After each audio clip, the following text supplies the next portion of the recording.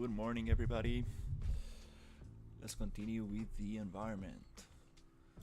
So, we are here back in the office. All right. Let's see if I can get some flooring and some stuff before I continue with some props, just to start making this feel like an office. Actually, kinda wanna use this door. Since we have a wooden door, might as well just pick it up, try to use it here, and see if we can find some nice materials for it.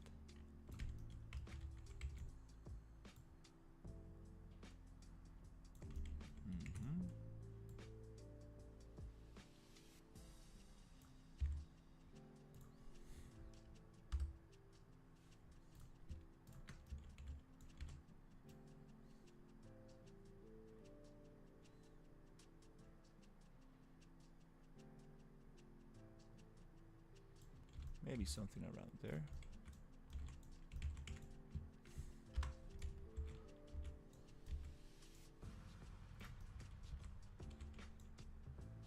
Just gonna go to modeling and edit this thing. Hello. Yo, Head, what's up? I checked the tutorial. It was very nice. I really like that that YouTube has a lot of good tutorials. That will be very useful for creating letters and stuff in 3D. Super cool. Just wanna give some I wanna work a little bit on the office when it comes to the flooring and everything before I continue with the rest of the props. Just wanna add a wooden door and make it maybe wood. That'll be nice. Let's see, I'm gonna take maybe this duplicate it as well and place it somewhere here.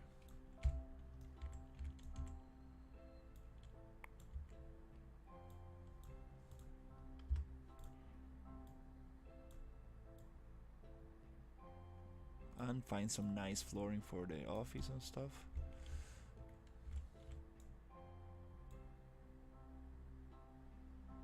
Awesome. Yep, now it feels more like an office. Oh yeah, also the other window. That would be super cool to make another window here. Let's just do that. Duplicate this and push it, just to see where the window could go.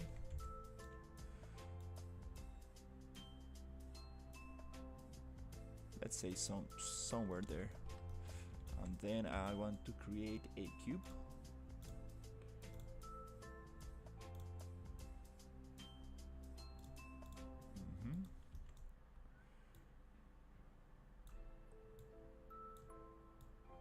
So I can make a Boolean operation through this thing.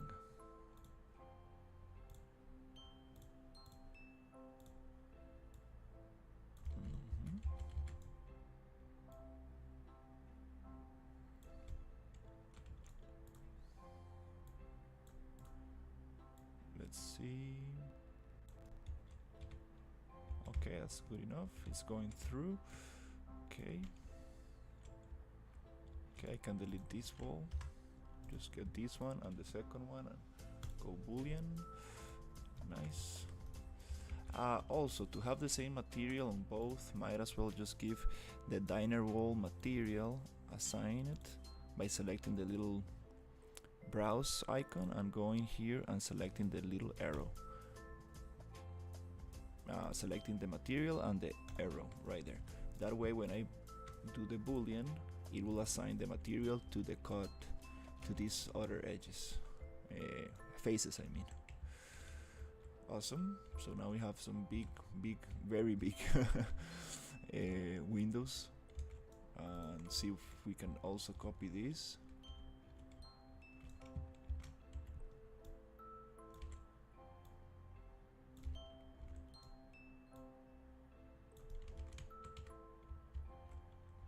Let's see how.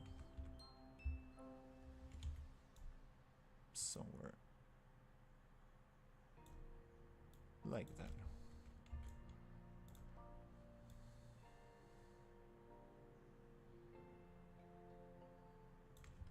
Nice. Also I need the glass, the frame, but now that looks more like it. Super cool. Okay, let's see if we can give this a wood material. I have some wood material. The problem is that it doesn't have any masks on it, so it won't look that nice.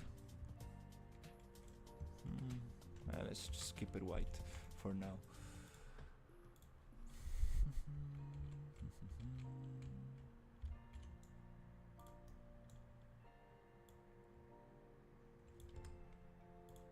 Just gonna adjust a little bit here and a little bit there.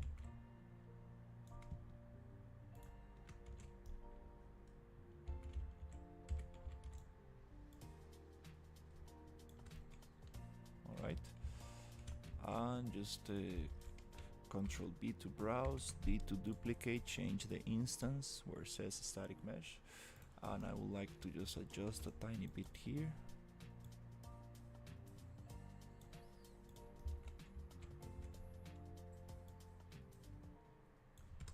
Just push that a little bit. What do we have in here? Oh, we have a little piece right there. Okay. Let me edit this one. And also, it will be nice to give it and copy this one. Control B to browse, D to duplicate, and just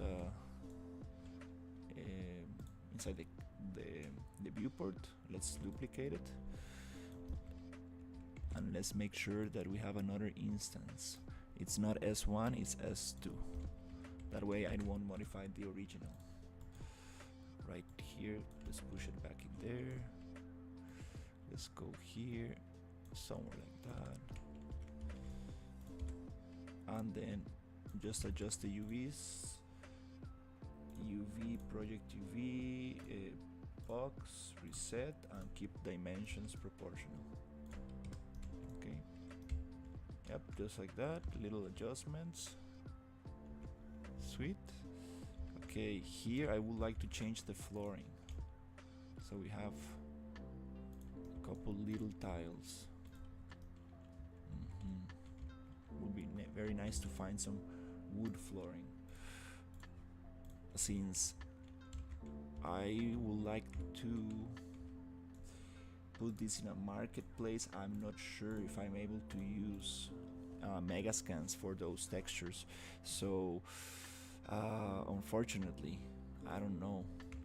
Should I use megascans for the floor? Yeah, let's go. I can always go and find another nice texture for it in case I want to.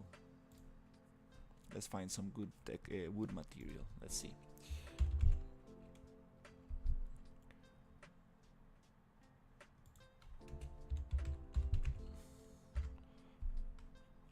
Is it wood floor? We should probably get some awesome materials for the floor. I want something like not so noisy for the floor. Where's the floor? Wooden floor. Okay, let's just write that. Wooden floor. Is this up? This is nice. This is very clean. Not so noisy. Those are super cool as well. Dusty. Wooden planks. Alright, let's go. You see, we have these ones. Super clean ones. But, ooh, this is what I'm looking for, yes. Super glossy. Beautiful patterns right here.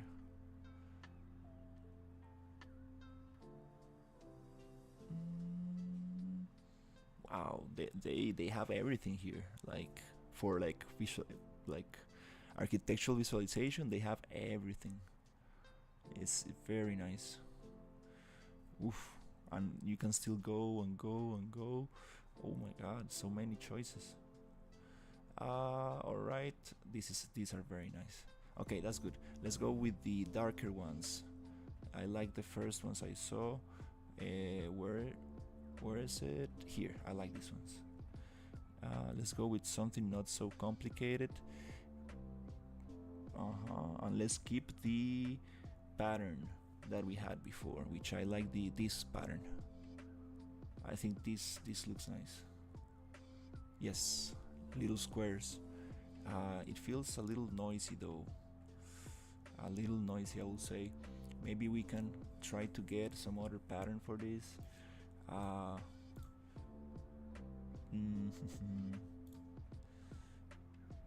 Well, you never know until you see it placed in there. Oof, this looks amazing. But still I feel like it's too noisy. Oof, this is too noisy. I like this. I like this one. Maybe we can switch it up. Let me just research super quick. 50s popular American wood flooring.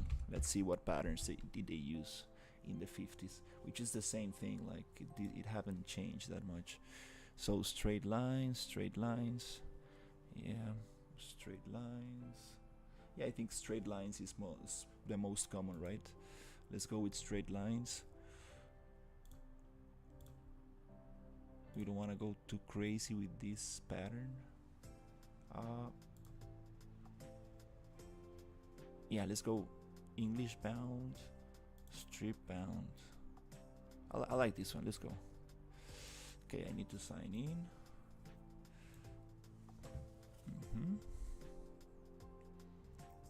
Sweet. Let's just download. I would like to have medium quality because we don't want like 8K, just 2K is good. Whoa, they got new assets in here. Oh my God. I will do some speed level design, speed environment art with Quixel assets in the future.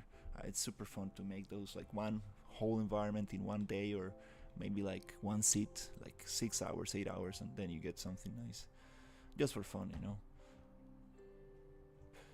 All right, let's add it up. Cool. Let's see what we have in here. Let's drop it.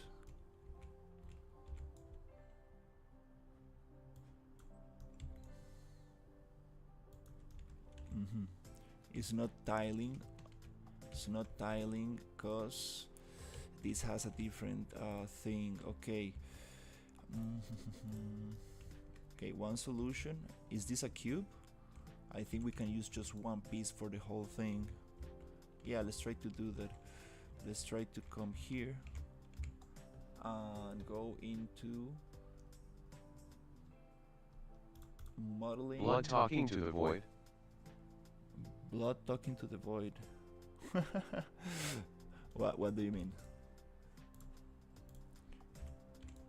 This is documentation. It will be so fun to look at this in a couple of years ago. I mean years from now. So let's go to polyedit and insert edge loop right here. Maybe we can cut this somewhere, maybe here, and also just cut this one. Let me hide this one. Need to copy the name just in case I forget the name. Hide it, and let's try to delete these inner faces. Yep, so we can build another one there. Also, let's not delete them, let's just, yeah, it's okay. I need another tile, which is gonna be super nice.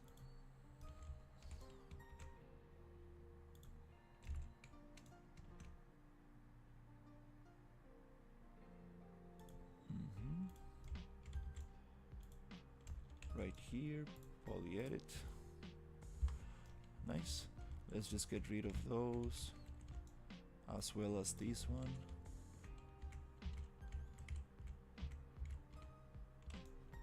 Poly edit, insert, loop right there.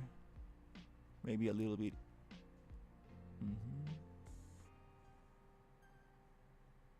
Yeah, a little bit in, it's okay. And then just delete this face as well. And we need to do the same here. Insert edge loop. And one there. A little bit like this, done. Delete this.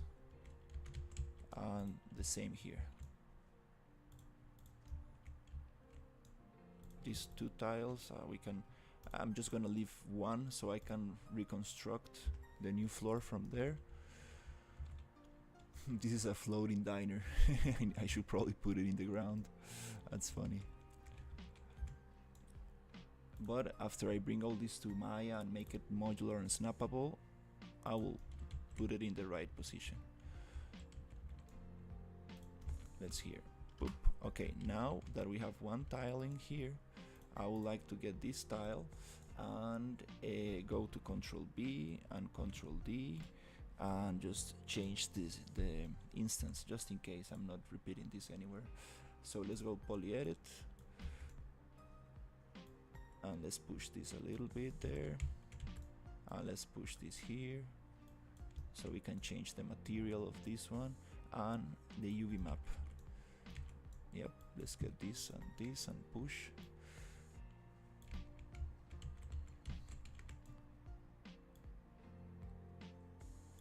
Nice. I would like to get this back right there. Alright. Crazy rumbles right there. Okay, let's get this and here. Right there. Boop. That looks crazy. Okay, so to get the UV mapping, we need to project TVs, just proportional dimensions and reset, and that way I should probably get my wood flooring.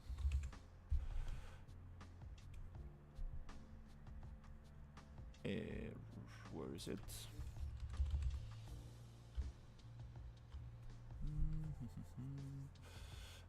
It's right here. Let's see how it looks. Okay, is the tiling good? Maybe we can make it bigger. Oh crap, I messed up. Oh crap, I messed up big time. Oh, playing with the instances. Oh no. Oh crap. Yep, this is a very rookie mistake. Okay, let's just yep, oops, let's reopen the project before. I think it's easier. Messed up. Don't mess with the instances. Oh my god, that happens to me all the time. It's okay. Okay, so how do we get rid of these ugly shadows? I also have it right here, tracing. This command, I just copy it inside Unreal and then paste it there. Nice. R ray tracing.nanite mode 1 if you are using ray tracing shadows and nanite. Okay, let's go to Control B, Control D to browse and duplicate and change the instance. Control browse, Control D, change the instance. Control browse, Control D, change the instance. Control browse, Control D, change the instance. Control browse, Control D, change the instance right here. Control browse, Control D, change the instance. Alright, don't worry about duplicating this too much. You can always go to not used in any level under filters and you can select static mesh and get rid of all these meshes that you don't need in your level. So that's a good way to get rid of that. so it doesn't really matter to duplicate. In case you don't, in case you don't know if you are instancing a mesh or not, it's a good practice. I mean, not a good practice, but an easy solution I found out. So model, polyedit, and go to insert edge loop, and we need to do the little treatment again, which is gonna be like this, accept, and then just insert edge loop somewhere here, and then accept, and then here just insert polyedit, insert edge loop somewhere here. It's okay. So we can start getting rid of those faces here and here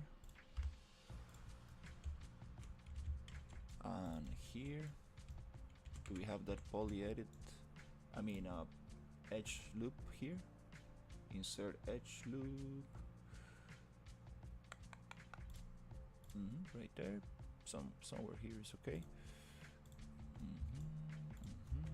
And then polyedit, delete this face, accept.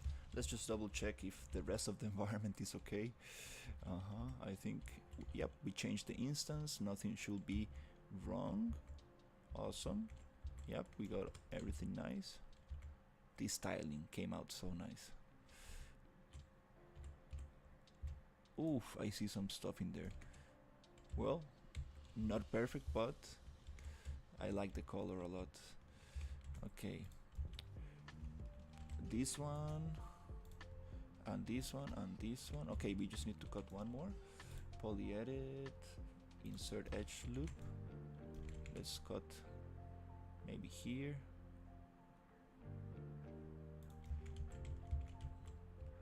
Do we need to cut this one? Let me see. Is it actually the same one? Yeah. Polyedit. I'm gonna get this back to Maya and make it nicely modular. Now I'm just trying to look for the right placement. So again, let's just delete this one and this one. I want to actually duplicate just in case. And browse and duplicate, change here, and then I would like to come here, push this here, right there, right there, right here,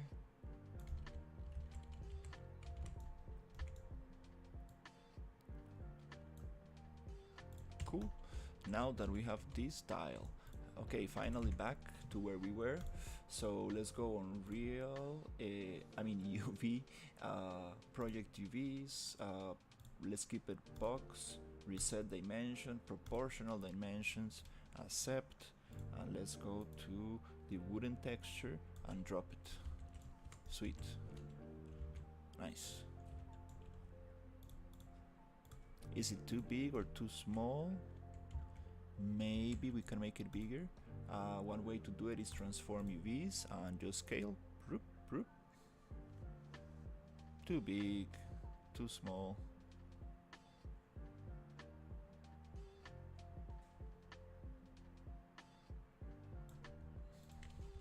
Nice. Nice, nice. Right, so another thing I want to do is give these edges to the wall to separate this harsh cut. That really helps a lot. Let's try to get this duplicated. Control C, Control V, and then we need to do the same treatment.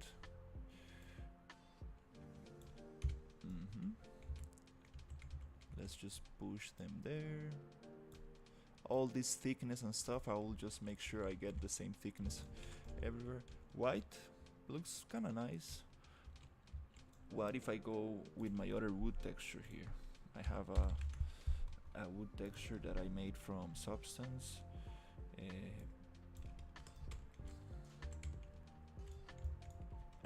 Nope.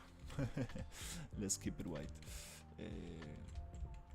Let's go Control D and okay, let's push this little thing here.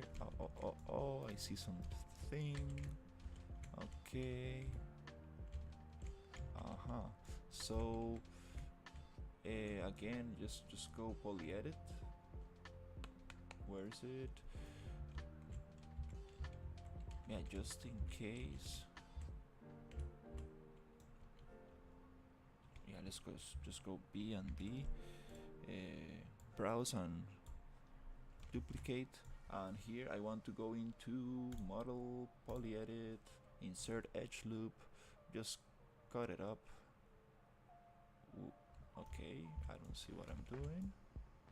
Cut it somewhere there. Cut it somewhere here. Accept. Select this, delete it. I moved this wall like 10 times already. It's just that every time I move it, I don't save the project. Kind of funny.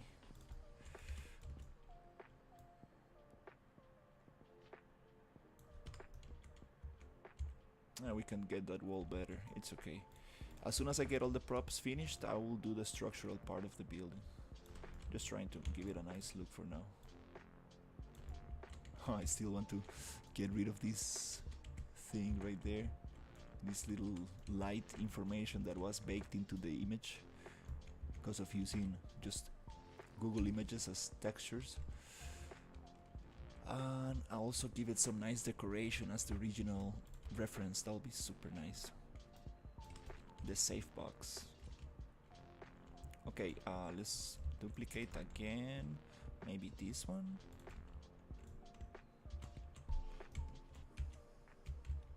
The pivot is very bad place, so X form, edit pivot. Let's go to center for now. Oops. Maybe the left, right. I mean back, front. Front is good. And let's just try to put it here. When the camera goes too crazy, you can change the speed of the camera with the middle mouse button by going with the wheel of the mouse. It's super nice because Unreal has it very fast, thinking that you're gonna make landscapes or something. So it's nice to just slow down the camera a little bit. And also, if you have a controller, you can maneuver the camera so much nicer.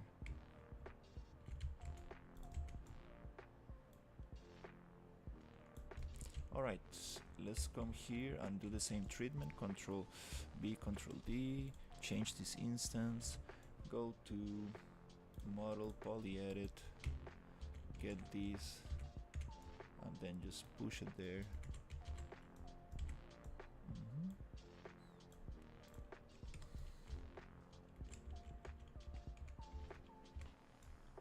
This frame door, I think I can push it a little bit more.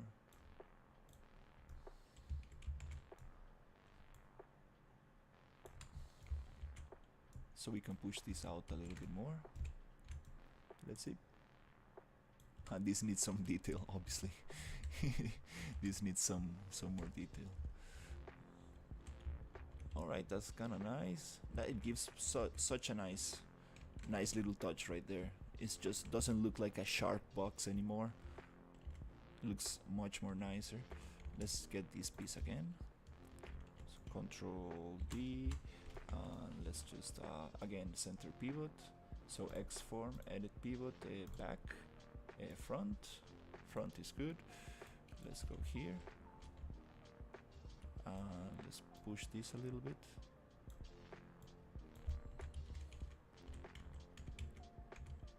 Let's see if I can go in there. Aha, we have some problems here.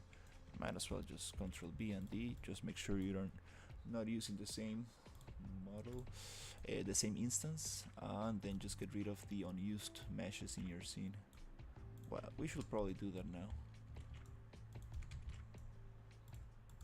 Make the scene a little bit lighter.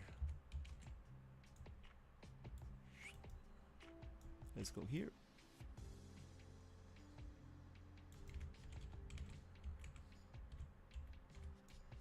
Alright, cool. let's go and see. This is box 1300. Aha.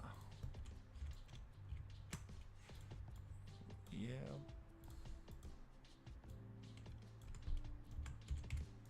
As this doesn't matter. I will get it right on Maya. That way we can get the same thickness on everything. Maybe that can be part of the wall, I guess. Yep, super nice. Yep, we got a little bit of the office going. Let's just get rid of all of this stuff. So again, a static mesh and not used in any level. Alright, this is good for when you only have one level in your project. Okay, be careful with this filter. Well, not using any level, so any level means like all the levels you have.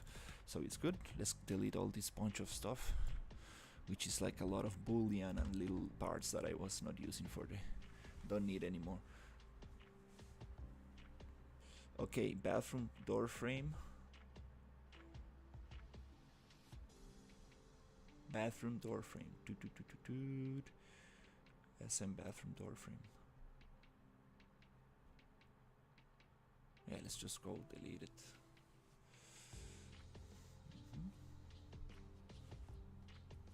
Nice. Do I still have my bathroom door frame? I guess I do. Yep, everything's good. Nice. So we got rid of a bunch of things we don't need from the scene. Let's just save. Hey, it looks so much nicer. Just with this flooring, it really looks so much nicer. It gets a nice light bounce from the floor into the thing. This desk is too big. It's too exaggerated. I need to make it smaller. And this chair is a little bit too big as well. Too tall. I need to make it a little lower. The save box is gonna look so nice. It needs some touches with the texture. It's good. Let's keep on going. Should I get the little curtains in here or just leave this to make it more serious? It's okay. Let's keep getting more props in here. Hopefully today I can make more props. Everything that is left is much easier. Not the lamp and the telephone. These two are gonna take some more time, but hopefully with the practice I got these days, I think I can make them a little faster. Okay, let's just pause the renderer right here in real time so it doesn't go crazy. I mean, it doesn't use too many computer resources. So awesome. Let's go back to Maya and let's build this guy right here. Roop, and then just make it like this and go like roop, and then like this. This guy should be easy. It's 9:39. Let's see how much time does it take me to build one prop. This prop. Okay, I don't want this to select this. Can I lock it? Add selected objects. 6 R. There you go. Okay, let's see. So we got this going on. You have 3 drawers, a nice kind of indent, little bevel here, goes down here. These pieces are gonna be separate, 4 little legs. Okay, it seems pretty easy to do. Let's see. It needs to have a little thickness, something like that. Yep, looks kind of nice. And then I would like to start getting some nice edge loops. First of all, I like to go and make multiple edge loops, use equal multiplier just to split in half. Nice.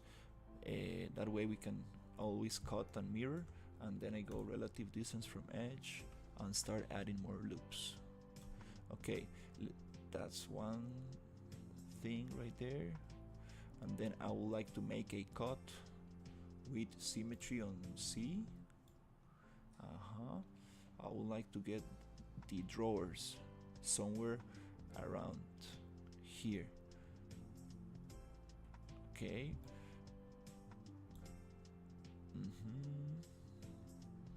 So we have one line. Let's try to get this other line somewhere there. So we have 1, 2, and I want 2 other lines, meaning that maybe we can go multiple equal multiplier and then like split this in 2, so we had 3. Awesome. Then I would like to go back to relative, and should I do the bevel on the sides first, or should I push this first? Interesting. Let's try to push this, and let's give it that nice round shape. Okay, I think this is kind of nice. Maybe it's a little bit like this, and a little bit wider, I guess. A little bit wider. Okay, let's move this thing to the side. Alright, so here I would like to start pushing this. Yeah, I would like to start pushing this.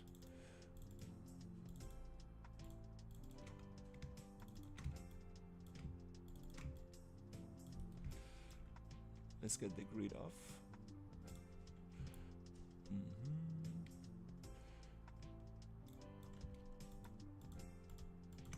Control drag to deselect what you don't need.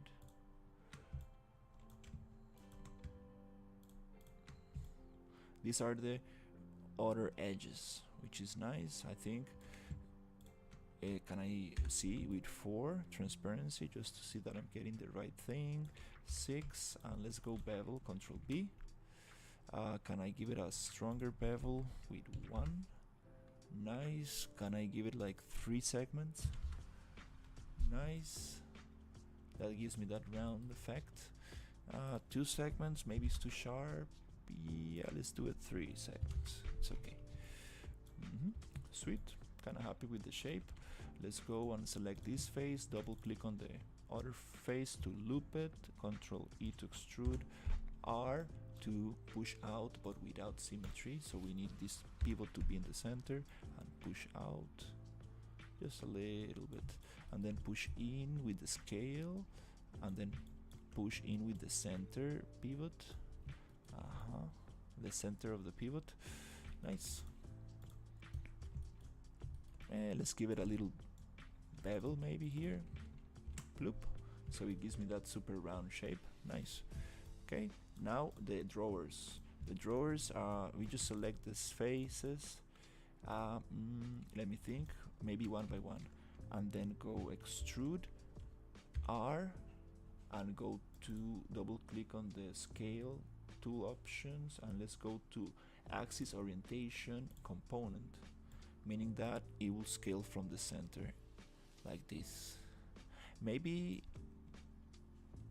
yeah, let's do it one by one, because sometimes it gets confused if you have 2 faces touching each other.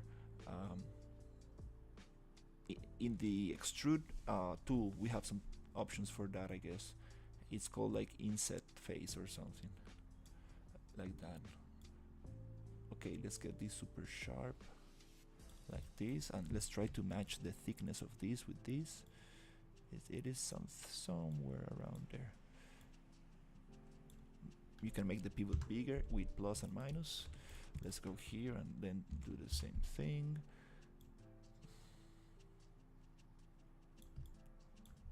Okay, and then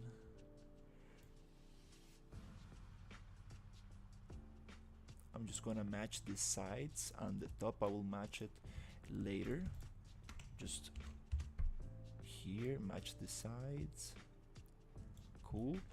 Let's select this and this, and then this doesn't work for me anymore. Let's reset to just world, and then go like this, axis world, and then here axis world. Cool. Now that we have that, it's super cool because we can select these faces right here. This one and this one and this one. Here we need another loop.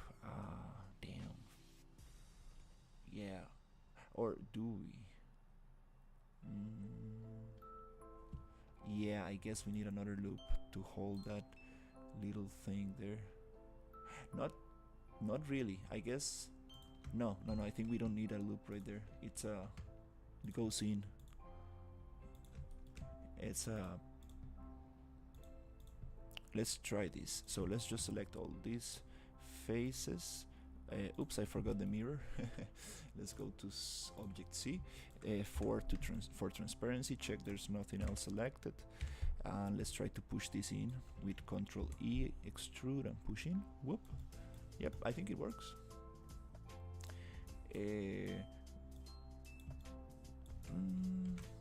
I'm gonna push it just a little bit, not too much. Nice. So let's give this a little bevel, and then we have another cut underneath here.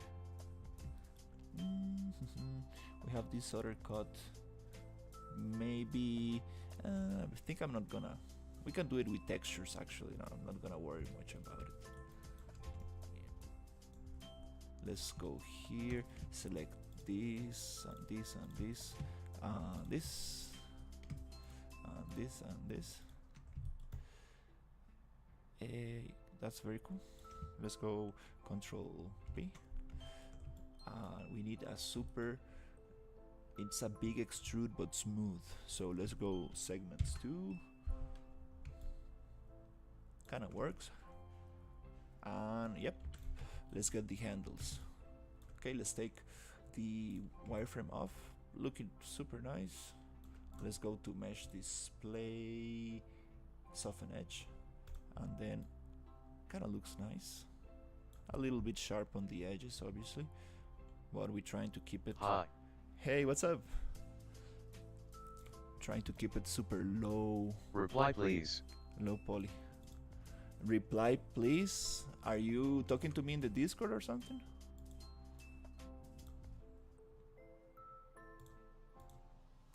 I don't. Maybe. Yeah, you're going to write, I guess.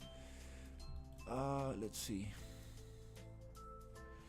If you have a question, just let me know in the chat or Discord, whatever. I'll be glad to try to answer. Right, so we have this little thing and this little thing right here, and 4 little legs, which makes it so cute. The little 4 legs. These props were so like rounded and nice in the 50s. Okay, let's get this one going. For this handle, there are many ways we can do this. I usually go with a cylinder and then push it here and go E and J for rotation, tuk, tuk, tuk, and then go like tuk, tuk, tuk, tuk, tuk, tuk, tuk, tuk. And then go like root, and then go like this, and then put it right in the center. Tuk, tuk, tuk, tuk. Okay, is that the thickness we need? Maybe no. Chuk. All right, for this I would like to again split right in the center so the symmetry works. So here I need to go equal distance from edge. Multiple edge loops, use equal multiplier. And let's just go 1. That will split the shape right in half. And then there's a very interesting way to do this, which is using the bend deformer. I like to again split this right in half. Do we have symmetry? Sometimes the symmetry doesn't like to work. What is going on? Maybe it's on X. Maybe it's on Y. Okay, there you go. I think it has to do with the specific object orientation. I'm not very sure. Oh yeah, it's called object symmetry, and there we have world symmetry. Maybe that's why I got confused. So here I just split, and then but yeah, Pratham, if you have a question, let me know. You can write it in the Discord or here in the chat. Here let's get like 4, boom, like this. I don't know if he left a comment or something. I don't think he left a comment.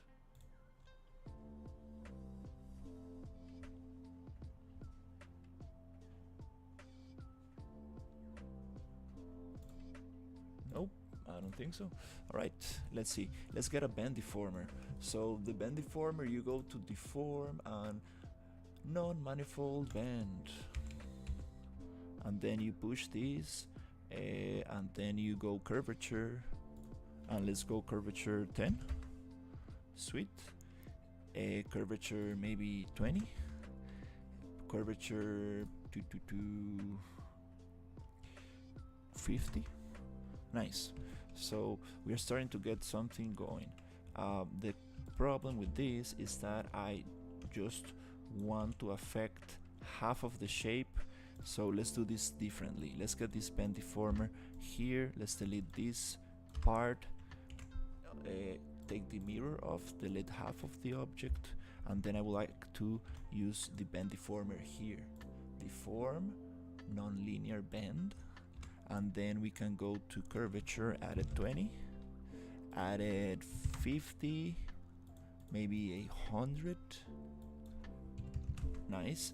So we get this nice shape here, but we only want to affect half of it. So let's go low bound 0. No, it's high bound that we need to go to 0, and that will only affect half of it.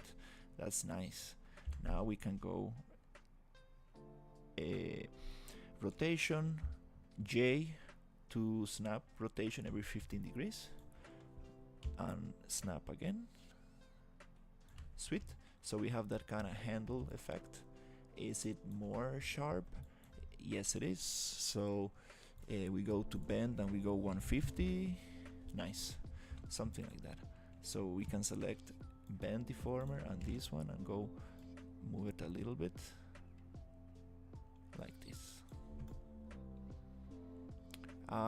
And I'm guessing, oops, this bend deformer needs a little bit of a rotation. There you go.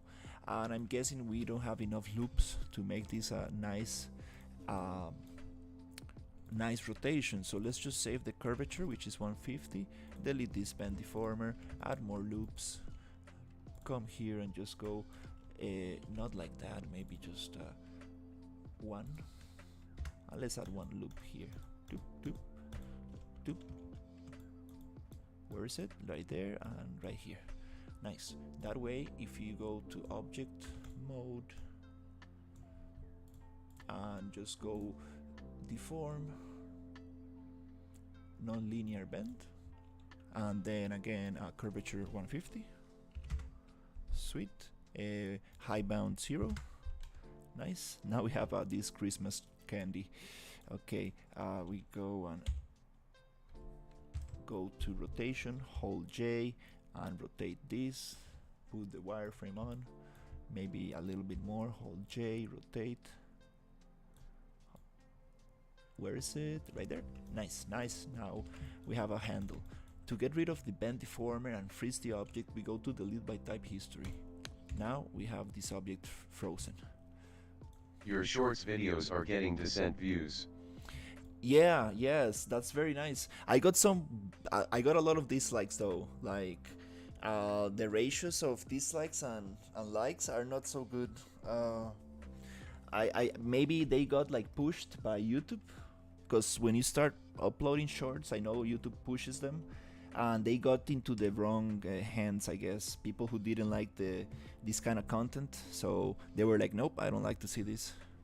But yeah, I got a bunch of dislikes on them, which was kind of weird. The first one got a lot of likes, but the other ones got a bunch of dislikes. Hopefully the ratio got a little better, but I think it's okay. That will let this will push the content to the right people. Okay, nice. But yeah, every time you push, you upload a short, it's oh yeah, you got a message from my bank. Let's see if I will get my debit card back.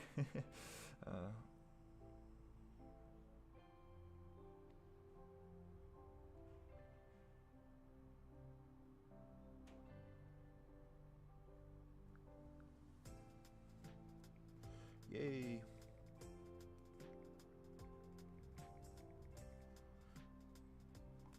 just need to keep my phone very close to me. Nice. So we have this nice thing going here, but we have this little thing on the edge. So let's try to get this little thing from there. So here I'm just going to do the same thing. Usually I go here and extrude a little bit. Do we have the symmetry on? No, we don't. Let's go symmetry object Y and select. And now it's not. Is it on C? There you go. Let's go and extrude, push a little bit, somewhere like that. Then select face and double click face, extrude. I don't know why it does that sometimes. Let's push it like, let's see, just a little bit. Nice. And then come here and then just select face, delete the inner faces that we don't need. Also, I like to select this loop and this loop and go R to align a little bit, and then I can come here, make it like that, and then give it a little bevel. Nice. Cool. I think they are too thick and too short, right? They're more like that. Oh, but that breaks the whole thing, so we need to move in a different way. Select.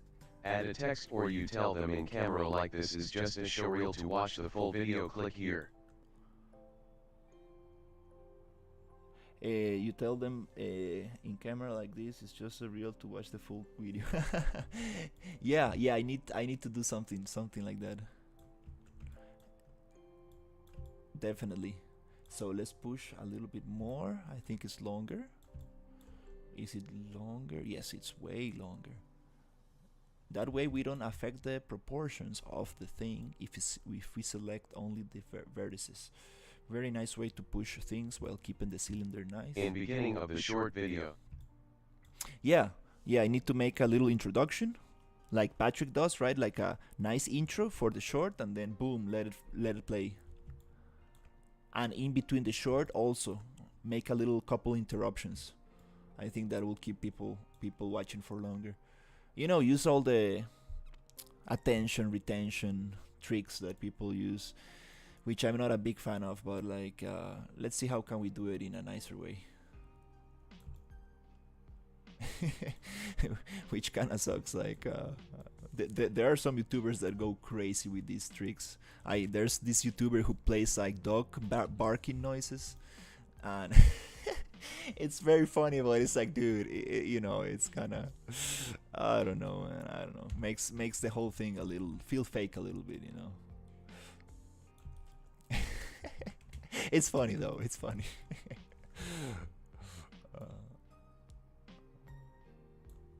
It's funny. He recorded his dog barking, and he uses it like in special moments and stuff. Not that much though, but it's kind of funny still. All right, let's go here, and then let's go D and go back down. Also, I need a nice YouTube trailer for the channel. Very nice YouTube trailer. I kind of wanna. Have you seen the meme where like these guys? Yes, it's very irritating. I really don't like that types of creators. Yeah, but you know, it's. I mean, you know, damn, it's what people need to do. I like Patrick 4D style. I like his style a lot. Like his style of editing and his style. It's just like, you know, like it's very cool. I really like that style. I want to study more of his work, his branding and stuff. All right, it's cool. We got this. Yep, nice. Let's get this little detail right here. I don't know what it is. I cannot really see. Is that a little like thing that you can push, or is it like a lock to lock the documents inside? I'm not really sure. Let's try to get that stuff going. To do that, maybe I can throw some loops in. I am talking about Isho Speedway is too irritating. Oh yeah. That guy. I think he got He throw himself into a car or something. I heard something like that, which is kind of insane. Like, dude, like, it's like, take it easy, man. Like, you're already a super big influencer. You don't need to be doing stuff like that. Yeah. That's just going a little bit insane.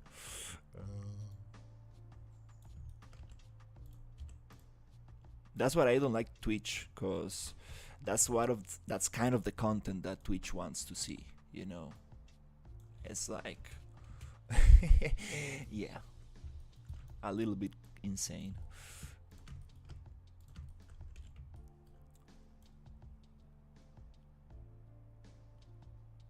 But we don't need to generalize. I really like Pirate Software. I don't know if you know that guy, that creator. He's such a nice creator, very smart guy. Okay, and even though he uses Twitch, he really interacts nicely with his audience. I want to get this little thing here, so let's see how we can do that. Maybe we can use the multicut tool just to multicut object multicut. And here I don't want the symmetry off. I just want to do it here. So let's think about this. Maybe push one line here, and then just push another line here, and then maybe push one here and one here, and then push maybe this one here and here, and then I know this looks a little bit crazy, but since it's a flat face, we can get away with this kind of technique. Instead of looping this all the way around, we can just come here and align these two, and not like that, but align this to this one. Is there a way to align this? Yeah, with the vertices. Just just with the vertices, align this, push this down. Nice. Now we have that shape that we needed to start extruding. So let's push this around here. Let's see where it is. It's very close. It's a little bit long. It goes like this, and then it goes up. Right? We have this little shape, and then we can push it, squish it, push it like this. But yeah, but the shorts are very nice, because I got some nice comments as well, and I got some subscribers from that. Hopefully they like the long form content as well. But I will make long form video time lapses, but those I want to edit nicely. Really want to get them going nicer. We need to just extrude this little thing right here. Let's see, this goes in and then out. So let's try to use the other technique, which is face extrude a tiny bit in. Let's get those edges to be equal in thickness, like this. And then we need to push maybe this. Let's push these 4 faces in. Double check there's nothing else selected. And then extrude in. Do we have this on the right axis? Okay, let's go. Whoop. Nice. Let's give it that deep, not too deep, just a little bit. Also add your screen timing in the whole short, then people know your exact timing. Yeah. Yeah. I'm still not sure when I'm going to stream, because I see that most people are connected from 8 a.m. to to midday, which is I messed up right there. I need to select these faces and deselect this order. Check with 4. We don't have anything else. Go 5, and we need to push it a little bit to get that thickness here, a little tiny bit. Okay. This prop looks so cute. I like these round shapes, so nice. Which is like, video games like to be sharp. It's kind of hard to make round shapes for these. Let's push this another one. So again, we're gonna get this face, extrude, and do the little thing inside like this. to get this little metal thing, which I don't know exactly what it is. Might be like a lock to lock the documents, I guess. Sometimes these kind of drawers have like a lock. How thick it is? It's not that thick. Maybe like this, I guess. Let's push it down a little bit, extrude it out. Cool. Maybe it's obviously longer, so you can actually put a lock in there or something. Maybe this uses a key, or I don't know. Maybe it's not that thick.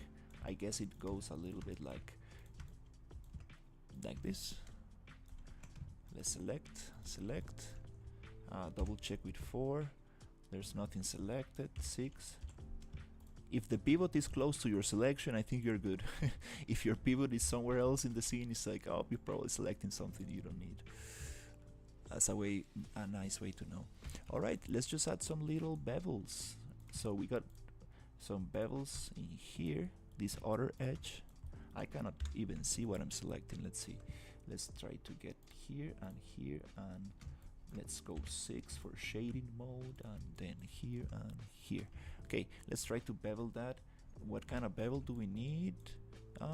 Something a little bit smooth, but not very thick. So let's go 0.25, 0.15.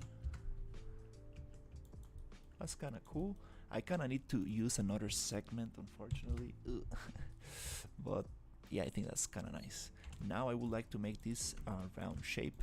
Just get these 2 edges right there, and let's try to bevel this to get that little roundness. This is a very common thing in the 50s product design. Let's go Control B, boop, and then add segments 3. Doot. I can push it maybe with 4. Nanite will take care of that. And then we can triangulate this, or just leave it like that. Anyways, Unreal will triangulate for us. Actually, yeah, I don't really see the need to triangulate this, but might as well just do it as good practice. Which is this one. Let's see. So we have 1, 2, 3, 4, 5, 6. If we go here, maybe here.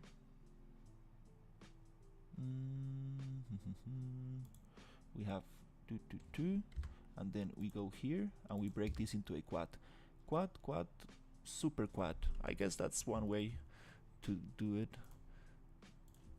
These long shapes is not nice for shading. You want quads, and you want things to have the same topology, tension. How do you say that? Topology distribution. There you go. Not only for animation, it's obvious, right? You need to deform shapes nicely, so that's super important. But for shading, it's also nice to have topology distribution. And let's just finish it off with a nice little bevel right here, just to kill the poly count. Let's go here, here, and here, and tick, tick. Unfortunately, I cannot use mirror. I mean, I don't really know how to use mirror in this little piece, but let's try to just bevel this out right there. Boom. 4.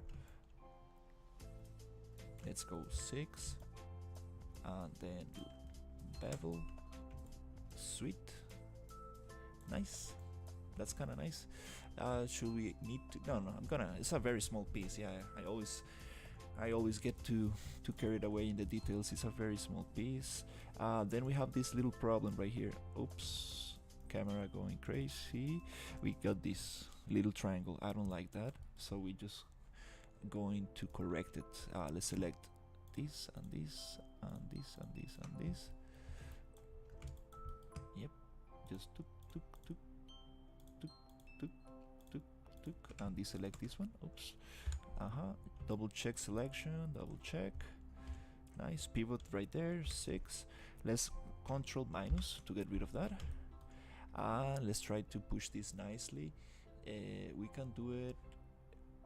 Maybe that was not bad. Yeah, I forgot we have two edges. I was trying to push just one directly, but yeah, we have two. Yeah, just leave it like that. Oops. Nice. Let's do the little feet, the little tiny things in there, and I guess it's good to go. Yes. Let's get this little cylinder. 20 subdivisions is okay. It's gonna be down there. Nobody will actually see it that much. And then I would like to make it a little smaller and push it around there. Let's see how tall it is. Not that, it's a little bit taller to it, like this. And I would like to bevel this out. Before I bevel, I would like to get these faces down. Let's go Control 1 to isolate and bring back the thing. So let's push this in like this and see the right thickness, which is a little smaller. It goes a little bit down like that. Maybe smaller. Little tiny legs right there. Okay, let's just push this and go like Control B, and I want like 3 segments, so it's a little bit smoother. 3 segments is okay.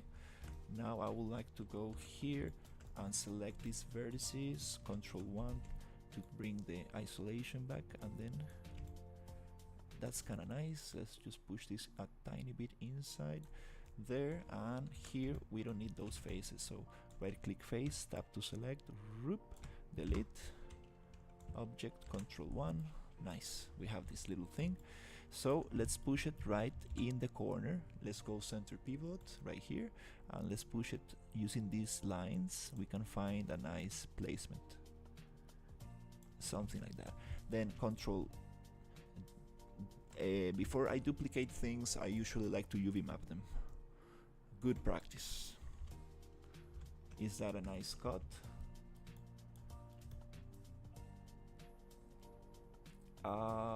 Not really. Let's go cut and saw, move and saw, and then let's just cut it right behind where nobody will see it. Right here. Shift X to cut. Select the UV shell, Control U to unfold, L to layout. Nice. Now that is unfolded, we can go here and Control D to duplicate and push here. Somewhere around there is nice. And then we can get both of them, and we can use the mirror tool, but since we have these very clear lines of where I want this, we can just go manual, put it there. That way we don't need to move the pivot to the center. Nice. Alright, let's see how it looks. If I go to mesh, display, soften edge, take the wireframe off. Oops, the wireframe right here. A little bit sharp. A little bit sharp, but from this distance, kinda works. Let's see this. It's a little bit short, right? I see this. I can barely see it, but I think it's longer. That shadow lets me know that this is a little bit longer. Not getting the right proportion here. I think it goes like this. Nice. Little tiny prop. Beautiful. Let's do the UV mapping. So let's just go back to wireframe and shaded. This is wireframe on top of shading, which is this little icon right here. And let's try to get this cut. So let's go to UV mapping, which is the UV editor right here, and I would like to see what we got. First of all, since I always create everything from a primitive shape, it comes with its own UV mapping. Just want to unfold it and layout to see what we have, and then I usually go to cut and saw, move and saw, so I get everything back together. Now I would like to isolate this prop and start working on it.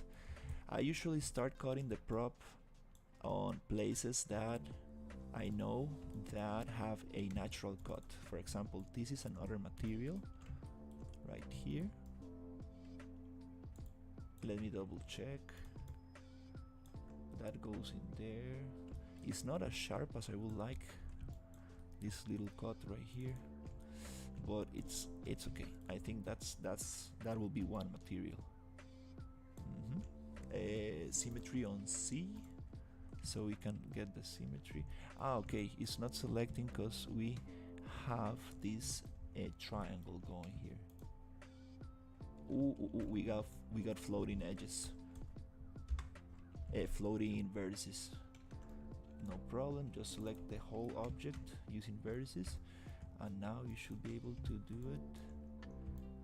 I want to loop there, I want to loop there, and I want this to, there you go. So Shift X, and then Shift X, Control U, Control L. Sweet. I want to then start opening the object somewhere here that loops nicely, I guess. Yep, that loops nicely, and this one loops nicely right there. Shift X, Control U, Control L. All right, sweet. Oh, I always like to go to the bottom, just get this bottom face cut. Nice. And then this is an interesting prop because it has a lot of big bevels. So one way to cut this will be, let's cut it right in the back actually. Yeah, let's cut it right there, since it's gonna go against the wall. Nobody will see the back of the prop. What 3D software do you recommend for Unreal? I've dabbed a bit in Blender, but I don't know if that's what I should do. Blender is probably the best option, for sure. Blender is probably the best software you should be using, since it's free and it has a lot of documentation, great tutorials. I think it's great software. Yeah, I will definitely recommend you Blender.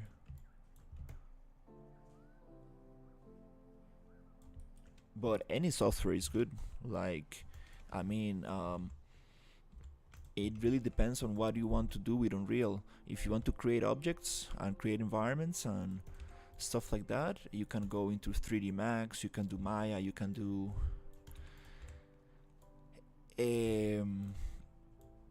Cinema 4D. Thanks. But Blender, since it's a free software and it's super powerful and you have so much tutorials and everything, and it gets updates all the time, I think Blender is amazing. I'm thinking myself of going back to Blender. I've used it a little bit, but I just feel more comfortable in Maya since that's what I learned in university. But Blender, yeah, I think I do want to get back to Blender. It's very powerful stuff. Alright, let's try to get this cut. Hi, your voice volume is low. Oh, really? I think the mic is a little bit far away. Sorry, guys. This mic really likes to be like in front of me, like super in front of me. I even have like a little kind of a plastic case that I used to put it on. I hope it's better now. Yeah, I hope I'm not talking too. Let's see, check. Yeah, maybe I just need to speak louder, or audio capture. Let's go to properties here and see what's going on. Advanced properties. Let's bump it up, maybe 10. I hope it's not too loud now. Check. Oof, I think I'm reaching the yellow line. All right, let's see. Hopefully it's better now. Okay, so I'm gonna go a little bit hard with these UV seams. Just cut them here since we have this super hard bevel. I need to like unfold them properly. And bevel, when you have like curvy shapes, it's very hard. Cool. To unfold them. Awesome, thank you so much. Yeah, I heard other people telling me the same. Like I changed setups. I don't know. Maybe I had the microphone a little bit closer in the other in the other place I was streaming. Here, yeah, maybe that's the thing. Okay, so here I would like to just cut this up. So to cut this up, I need to get this symmetry off. Let's see if we can cut this. To cut this off, I usually get this edge, and the inner edge. Where is it? Is it here? Yep, right there. And right here. Especially when nobody can see the UV seam. That's where you want to cut. You want to cut where like objects are actually cut in real life. Sucks in curves and a destructive modeling. Yeah, I kind of want to get back to Blender. I've seen some very good stuff in Blender. I'm like, I don't know. And Blender has so much good stuff. Like it's very impressive. Seriously, it's a very impressive software. I kind of want to go back. I've used Blender a little bit for motion graphics. I don't know if you guys know Doki 3D. Started in Maya and switched to Blender due to non-destructive modeling. Yeah, I kind of want to go back. Seriously, I kind of want to go back. It will take me a little bit. It will take me like a couple of weeks just to feel comfortable in Blender, but I think it's worth it. Yeah, I was trying to do some simulations for the gumball machine, and I couldn't get them in Maya. I couldn't get them. I was just like, nope, this is not working. I don't know, what should I do? And then I went to Blender and I got them working in an hour or less. I was like, yes.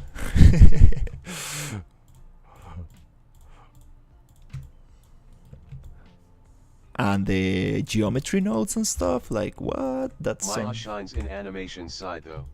Yeah, Maya is the animation king. Exactly. If you're doing animation, there's no better solution for animation. Maya is for animation. I use Maya because I went to animation school. I went to university and I graduated as a 3D generalist. It's called 3D animator generalist. That's the title I got. And yes, I took a lot of animation classes. Since I like animation and stuff, but I never kind of focused on that, I guess. I mean, if you put enough practice into something, you can definitely do it. But I always like I really like the motion graphics side of 3D, and I like the shading and lighting and stuff like that, which I'm not the greatest on. So I kind of wanna practice that. And then I'm like, I started making environments in Unreal Engine, and I was like, whoa, this is amazing. And then I was like, can I see the entire scene you are planning? Yeah, definitely. Let me show you. This is a little prop that goes in here. This is the scene. This is the little administration office. So this will go there in the drawer. We have this kind of chair right here, and we have the save box. I want a lamp, a telephone, and this is this little environments. Love. Yeah, environments are very cool. But then I realized, like I cannot be using like Quixel assets all the time, and I cannot be like downloading everything from Quixel or Sketchfab or whatever. I actually need to do my own things. I appreciate it. So I got some props in here, but the actual environment, it's right here. Let me show you. Let me go in there and let's play. Here I have this. Oh. Let me check something. Oops. Sorry. Let me just. Oops. Oops. Sorry. Let me just put this back in place. Messing up with the instances as always. Oh my god, I always mess this up. I think I'm not gonna touch any other instance until I really Control B, Control D. You should try out Substance Designer if you want to make your own textures. Yeah, I've done some textures in Substance Designer. It's just you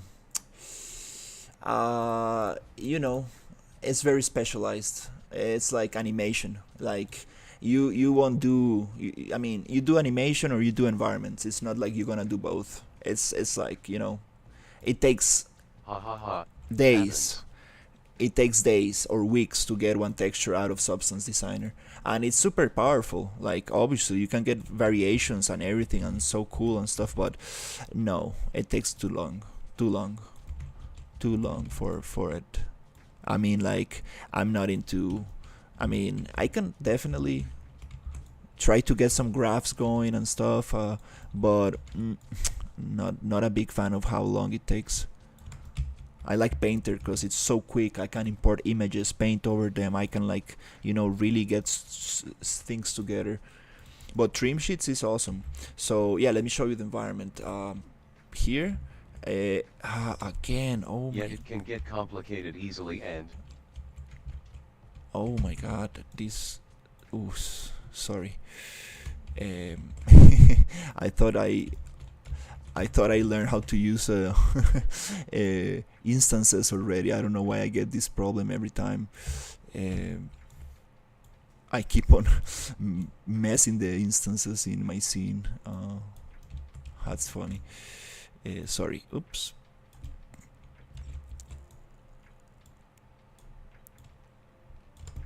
This is just a blockout kind of mesh. Okay, that's good enough.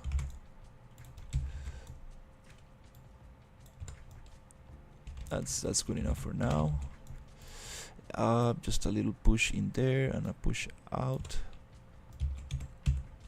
Yeah, so yeah, Substance Designer is amazing. Like, for example, I want to use it to do decals and to use to do trim sheets and stuff like that. I think it's very powerful for sure. But I mean, like, I don't know. It really takes a lot of time. It's like going into ZBrush. Like, if you like want to become a very good in ZBrush, it's like another world of itself.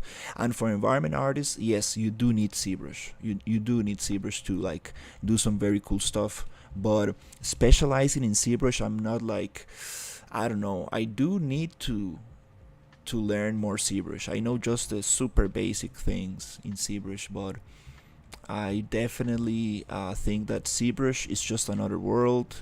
Designer is another world. Even Unreal Engine is another world. So I think that sticking to less programs will make you more efficient. But at the same time, you don't need to know everything, right? You can also just learn the basics of like a specific workflows, like how to chip the edges off in ZBrush, how to get little details for your props. For example, this pie, I want to bring it into ZBrush, and I want to give it detail, because if you see, it's a brush for characters artists mostly. Yeah, but environment artists do use ZBrush, especially when they need to make rocks for games, for organic modeling. It's used a lot. Awesome work, man. I appreciate Great it. art. Has a cool 80s aesthetic. Yeah, well, it's the 50s actually. It's a little bit older than the 80s. I'm trying to go with the 50s style, which is kind of hard. It's kind of hard to differentiate, right? But one thing that I can really help to differentiate that is putting like smoking cigarette ashes and, how do you call that, ashtrays inside the restaurant, because that's something like from very old school, and I still need to add more things to make it look old, which I need to research and stuff to make it look like that. What I was going to show you, yeah, I got this little prop machine here. It's a cashier, I mean, sorry. And then it still needs some work. Everything needs some work. IGTG go now. Cash sooner. Awesome, thank you for hanging out. So let's go back to the prop. Yay, my umbrella, my hard solid, my how do you call it, stone solid umbrella. need to work on that. The newspapers as well. Is everything done from scratch? Yeah, everything you see, it's modeled by me in here. Everything you see is modeled by me. Textures come from the internet, come from Painter, and I'm trying not to use Quixel, but I used Quixel for this flooring. So when it comes to modeling and UV mapping and texturing, everything's done by me. That's the idea of this environment, because like I said, like I used to do a lot of environments, but just using like free assets. So it's very fun and very nice, and I kind of like to do that sometimes. But it's time to actually learn some proper modeling and learn some proper so I can actually create original stuff, which is what actually hopefully will get me a job someday. I worked in an environment as an environment artist in a studio in Berlin as a freelancer. I worked in there for a whole year, and I really liked that job. But now I'm looking more into like building my brand and trying to also do freelance in the future and stuff. But really want to do original stuff. Really want to like get very good at modeling and texturing and shading and how do you call it, lighting, and just building my own things. Know how, so I don't have any restrictions like, oh, I want to do this and I just can create it effortlessly, which is it's something hard to achieve, right? But just like, you know, if you get very good at modeling, you can do whatever you want, which is a powerful skill to have. All right, let's keep on cutting this up. Okay, I think this is kind of nice. We have some little pieces that I don't like in here. Here we need to open this up maybe here, so it actually lets me, let's see if I can achieve this. If not, we need to cut it on the sides. Yeah, I'm learning how to UV map very beveled pieces. Oops, that's not so nice. Yeah, no, we need to cut it somewhere else. We need to cut this piece outside right here.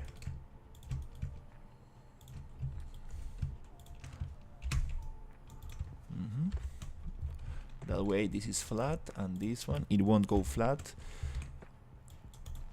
because we need to split here. I guess if I split this and this and this, it might go flat because these have different angles, and when the mesh has different angles, it won't let you split it. Okay, I think that's nice. Just open up a little tiny bit. Still not a flat face. It's okay. It's gonna be metal. It's not gonna look that much, but it's nice to always get like super flat UVs. Right there. Control U to unfold layout. All right. Let's see these pieces. What do we have in here? I don't really like these small pieces. These are the corners. Is there a better way to cut that?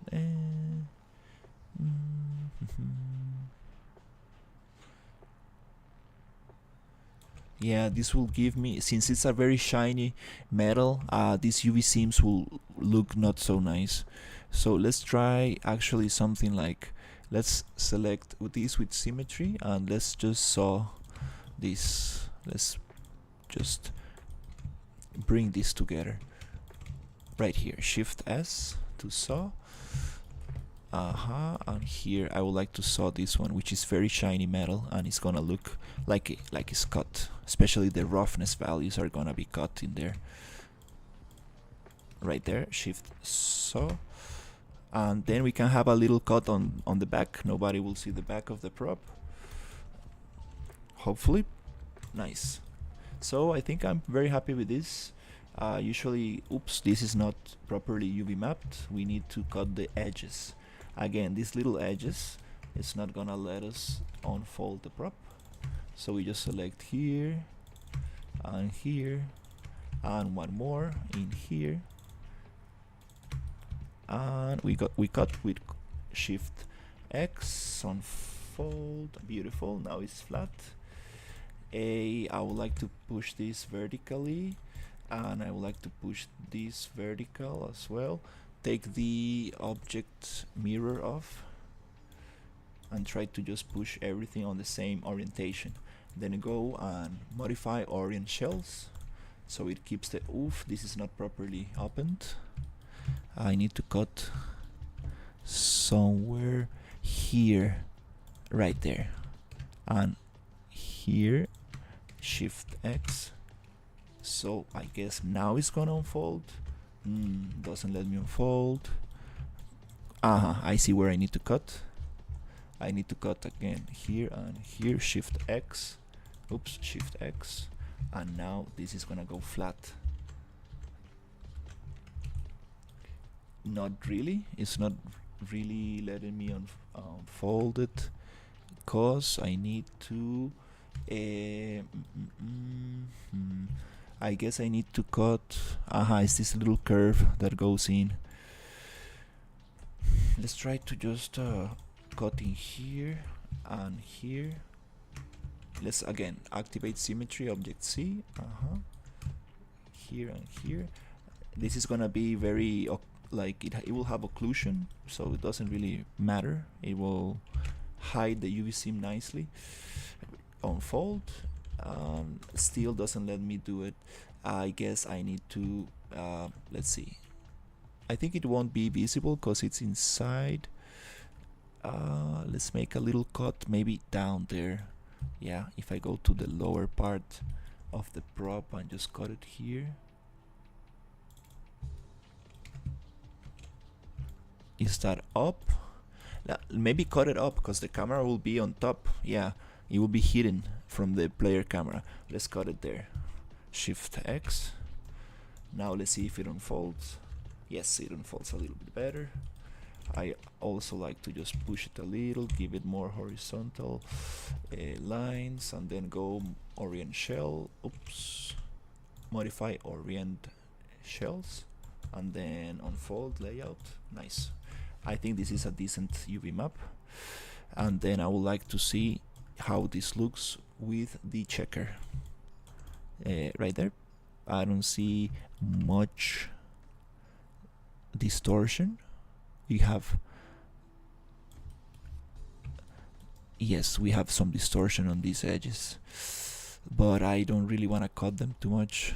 Yeah, these round angles are very hard to UV map without cutting them everywhere. Alright, so we have this other one split. Yep, and then we just need to work on this one, which is a super easy cut. And I actually didn't UV map this before duplicating, so it's okay. I'm just gonna go right on back, right on the back where nobody will see it, right there, and just Shift X and go right in the back, right here. That's perfect. And then another one here. Let's get it right behind the prop. Right. Let's see how they look all together. Let's go UV unfold. Beautiful. Let's push them up. I mean, maybe or horizontal. Substance gets this job done for us, but I kind of like to give it a little rotation. Okay, nice. So now I would like to select the whole thing. Again, UV shells, Control U for unfold, layout, Control L for layout, and that's it. That's some pretty nice UV map. All right. Now it's time for materials. So how many materials do we have? We have legs, we have metal 1, metal 2. That's it. So let's go metal 1, assign favorite material Lambert. Let's call this right click material attributes, and let's call this M I don't know, drawer metal metal brown, something like that. Let's just give it a color, super quick color, to see if we actually applied the material to the thing. Oops, is Maya bugging or something? Okay, there you go. Then let's get all of this and then combine them, which we're gonna combine the whole prop, and this will have another material, assign favorite material or new material. Let's go Lambert, whatever material works. The important thing here is to have a different material with a different name. M metal handles, something like that. It's something that just describes the thing, so we know what we're doing. Let's push it a little bit wider, so I know it has a different material. Let's get rid of this thing, okay? And then the last material will be maybe wood for the little legs right here. And this will go assign favorite material Lambert M wood, M drawer wood. These names really don't matter much because I'm gonna merge these textures and rename it, but it's nice to identify things. Let's just give it an orangey kind of color like this. Nice. We have 3 different materials. Oh, I forget. This one is actually different. Yes, we have some silver here.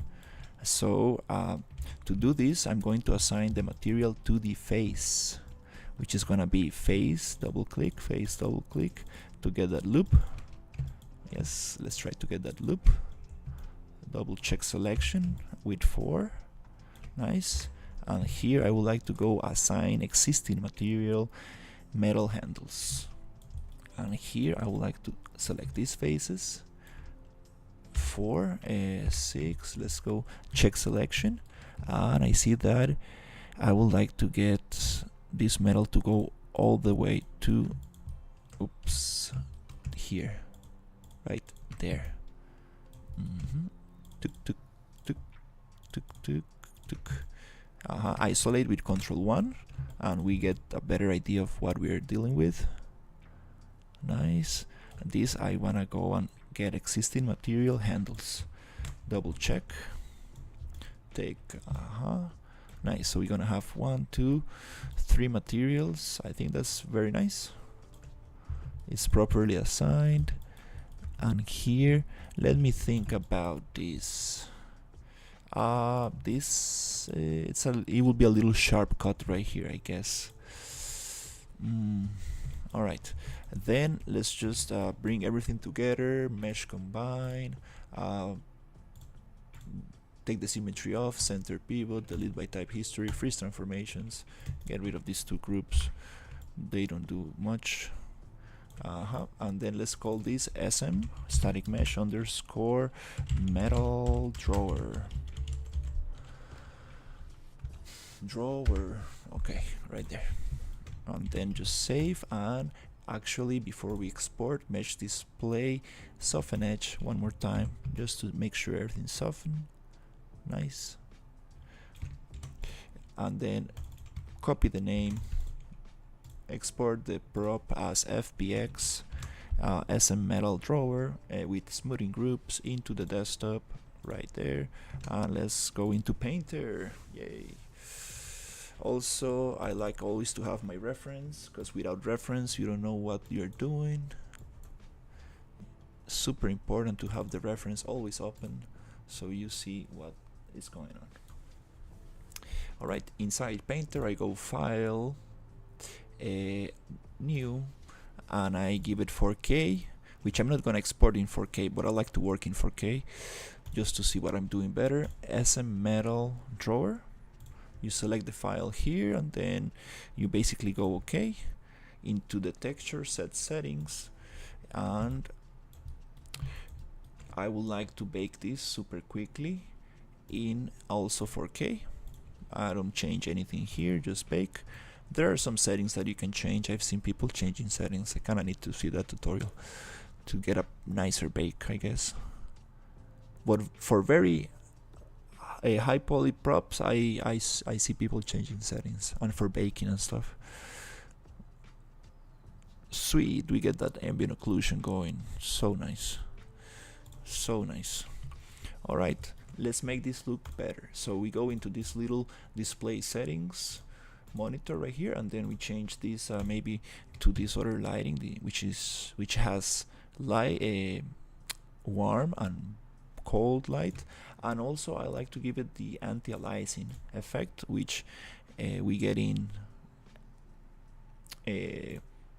Unreal. So I activate both effects, well, the tone mapping and the anti-aliasing. The tone mapping effect is to get the color profile from Unreal Engine 4, which you can download for free using a Gumroad link from a Rockstar developer. It's totally free, and you can get a nice Unreal Engine 4 color profile, so you get a better idea of how metals and roughness will look in your Unreal Engine project. Okay, so let's start. We need some kind of metal. I don't know what kind of metal are we going to use, so let's go with steel.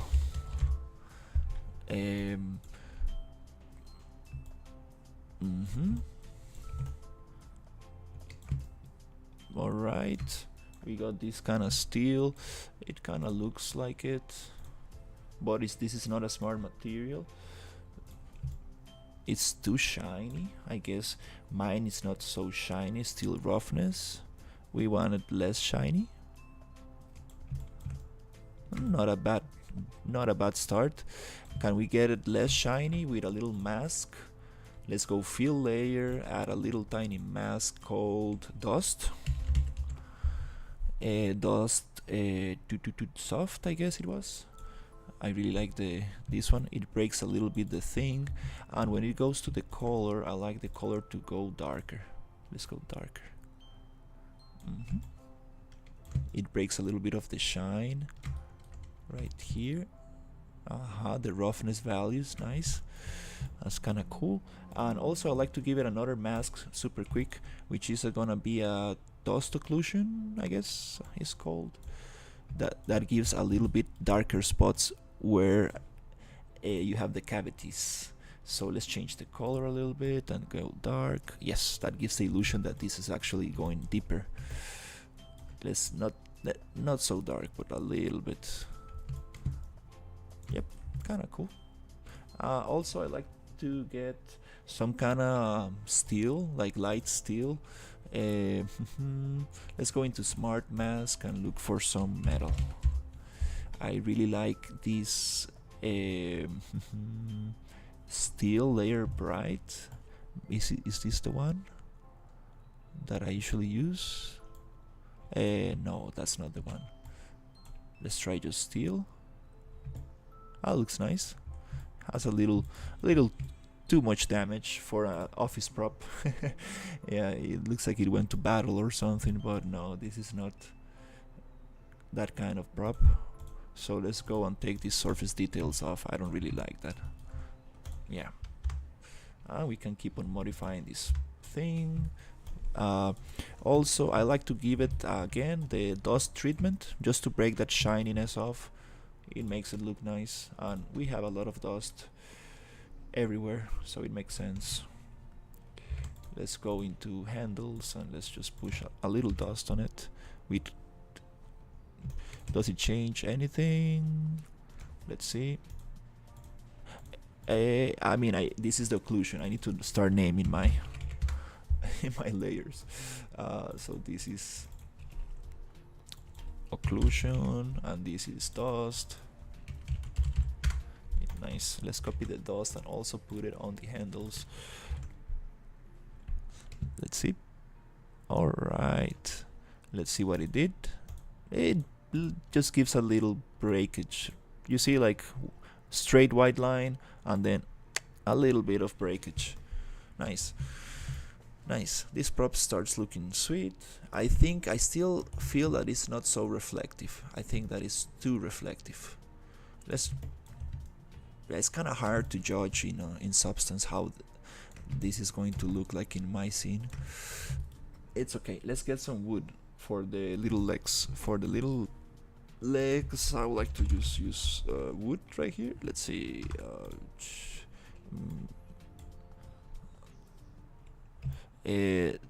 Terrible mapping. So maybe we can make this triplanar instead of UV map. Let's come here and go triplanar. Yes, that's a little bit better. Still looks not so cool. Let's delete this and let's go into another. Still triplanar. We need triplanar mapping, meaning that is going to get projected by this cube instead of the UVs. Don't really like this. Scale 3, scale 5. Not a big fan of these little legs. Let's change the color. Maybe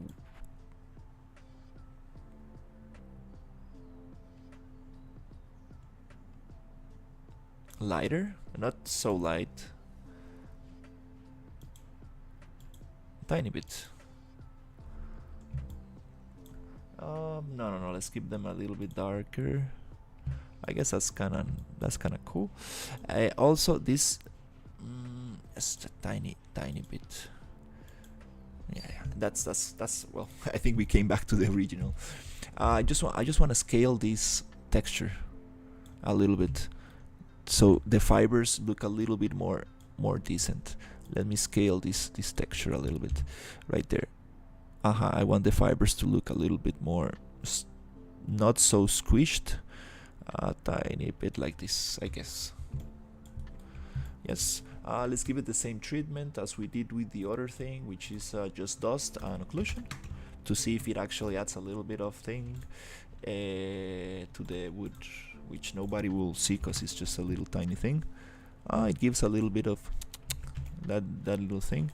And also might as well just I always like doing this to the wood. I go into filters and I type edge, and we have this edge damage for the wood.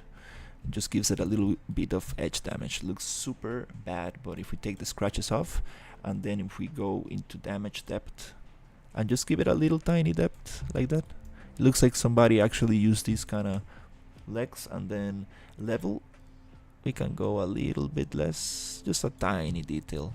Yes, a tiny detail. Depth, not that much, just a little tiny, just a tiny little usage. And then roughness, we want to make it not rough, so it looks like somebody actually moved this prop around. Okay, it's okay, nobody will see that, but kind of fun to make it. Nice. What else can we do? Is this the actual color that I want for the thing?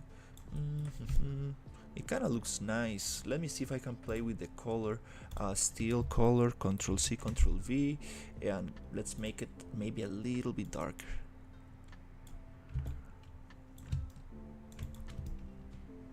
It's very hard to judge with this lighting. Very hard to judge. How is this going to look in my scene?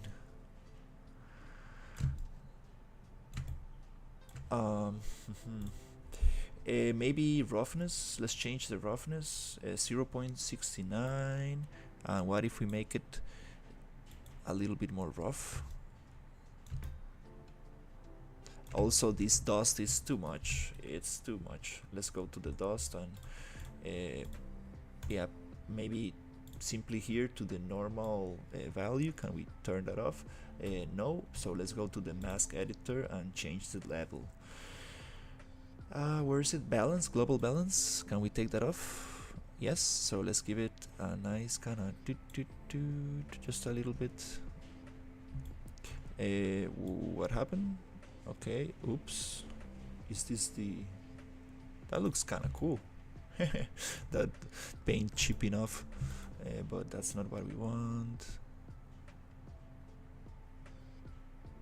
Just a little dust, a little dust, like that maybe.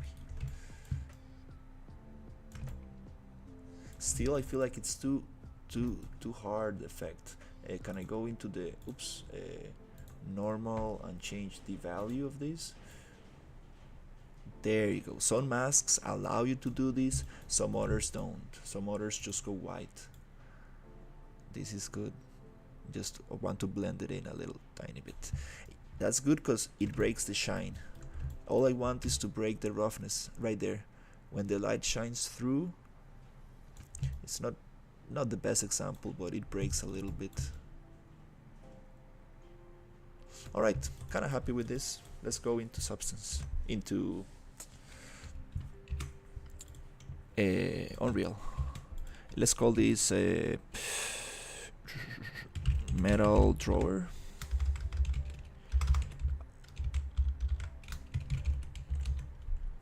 Wow, I'm so bad at typing when I have this microphone in front. I mean, I'm bad at typing anytime. Plus I have this microphone in front. Okay, this is super nice, super nice. Can we get it a little bit more scratches? I think let's try to give it a little mask, which is scratches on mask, stain scratches, subtle scratches. Let's try to give it a little mask with subtle scratches. No, not that type of scratches. Yes, this kind of type. So I like to go on what color? Let's try to pick up something from the same. I like this. And when I go to scratches, I like to give it a little bit of scale. So where's the scale of these scratches?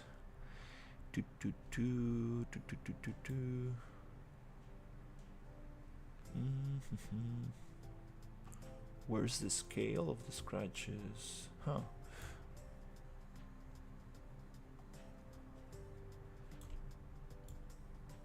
There you go. No, I like this, but I like to change the scale. Usually, yeah, every mask. That's the thing about smart masks in Painter.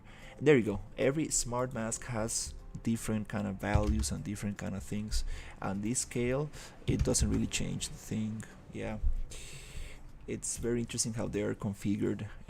It's kind of, you need to get used to each one of them, but they're very powerful. You can get some very cool effects super quick. Just let's get this off. You see, this one I turn off and doesn't do anything. This one I turn off here. Awesome. That's what I want. Just very subtle, just very tiny subtle scratches. There. Awesome. Is there a way to make this triplanar and actually move it around? Yes. Can I just scale the whole thing? Oh no, doesn't let me. Doesn't work like that. But I think I can just offset the thing.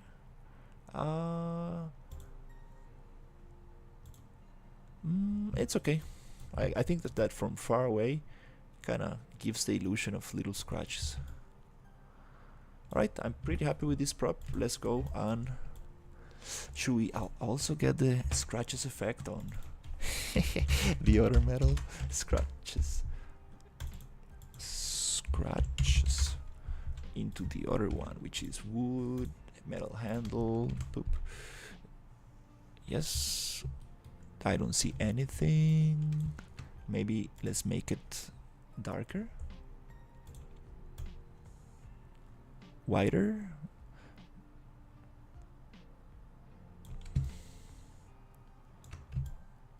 That's kind of nice. The little scratches, little. It breaks a little bit the roughness again. Okay, let's go. Save this. Before we export, I usually like to do this little thing. I go to texture set settings, and I go to channels. Let's see, right here. I go to channels, and I just add an opacity to each of the layers. So I go to plus, unsupported by shader opacity, and then I go into fill layer, click on OP. That will make it just opacity, and then I call this OP, and then I just basically select this layer. This first layer we can delete. Let's check the color. Yeah, I like this darker brownish gold. This OP I paste on top of every other layer.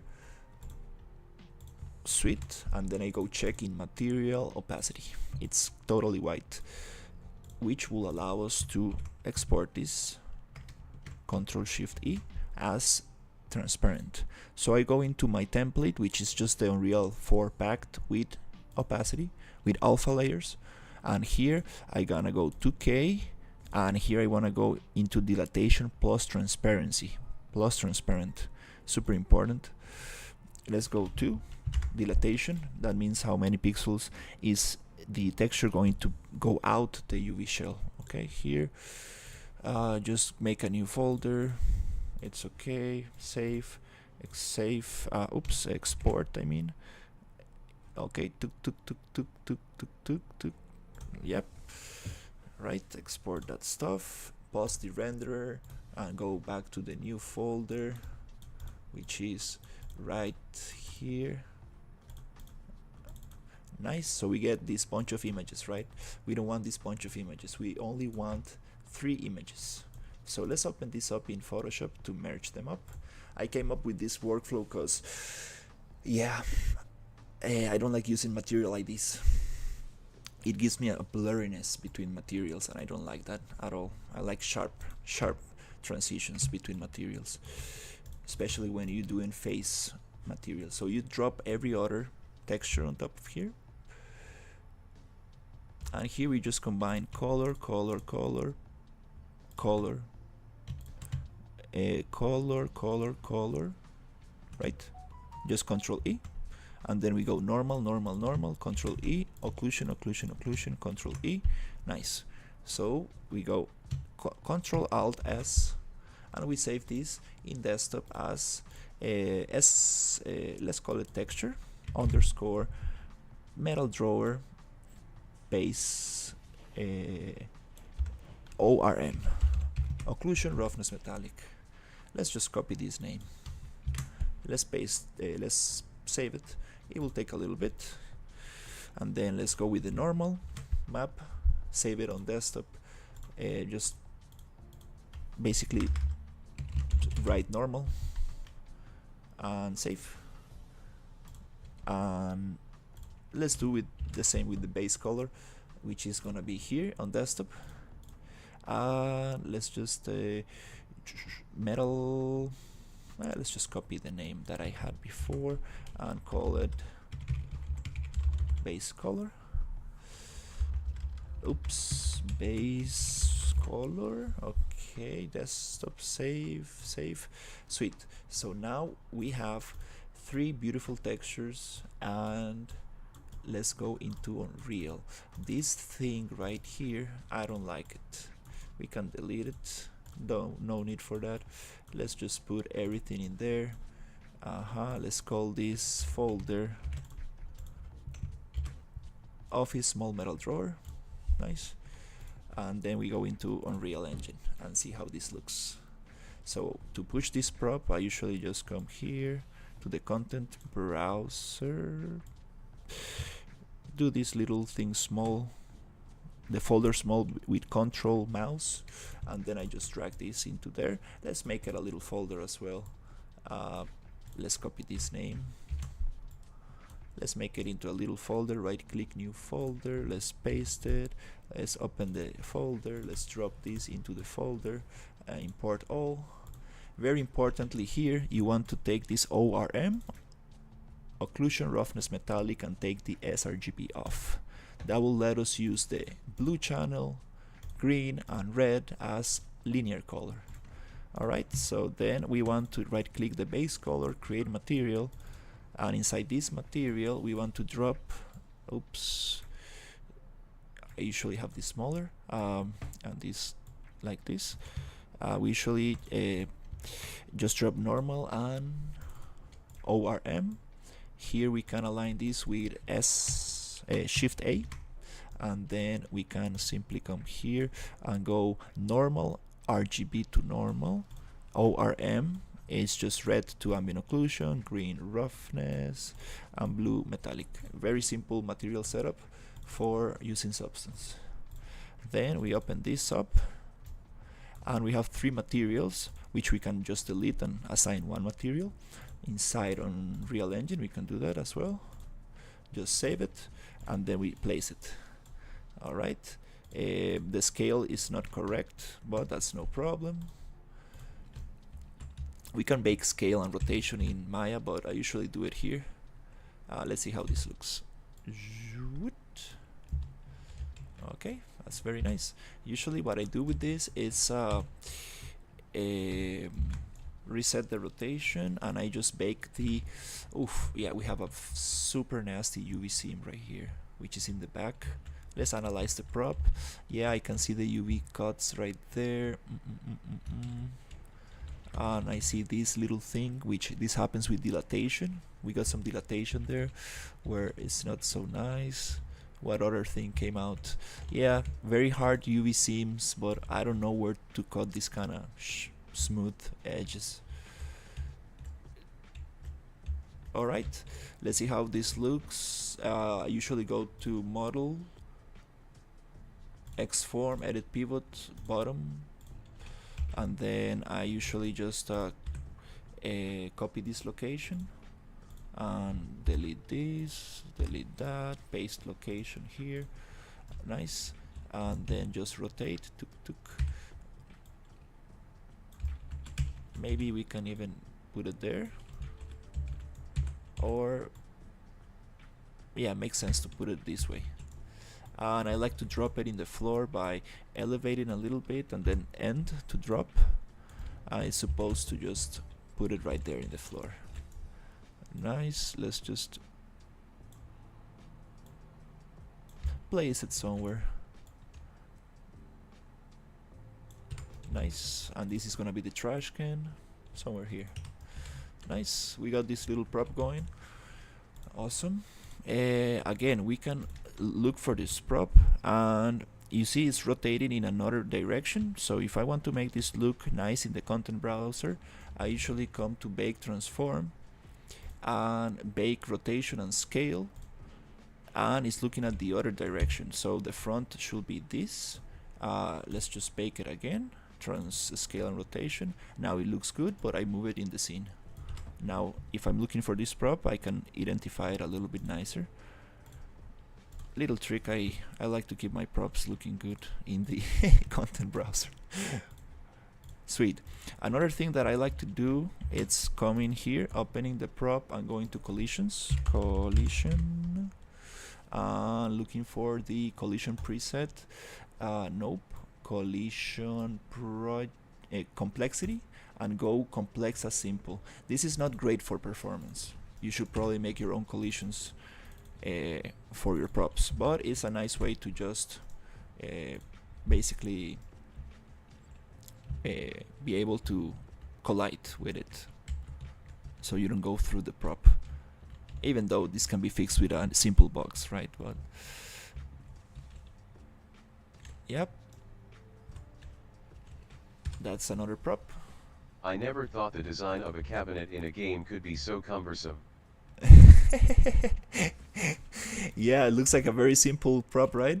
But it takes a little bit of, I mean, I need to enjoy the process, right? Yeah, that's the thing. I need to make it fun for myself as well.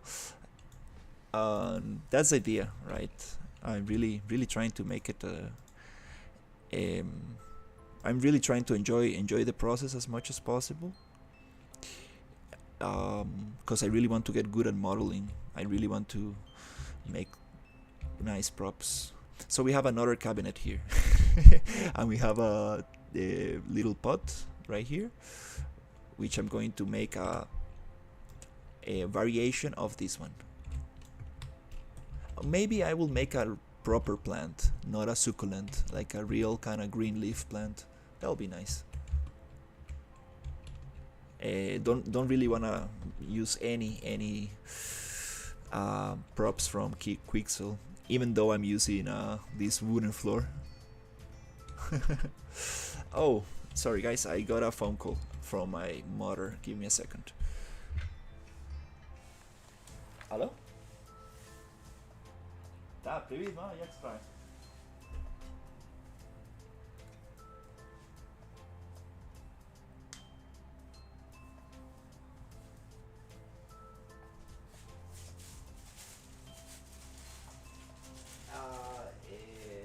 La Ritalina. It 1, 2, 3, 4, 5, 6, 7, 8, 9, 10. Trae 10, trae 30 pastillitas separadas en 3 cositas, en tres cartoncitos. Y dice 10 miligramos por tableta. Marca, creo que es genérica, Verve.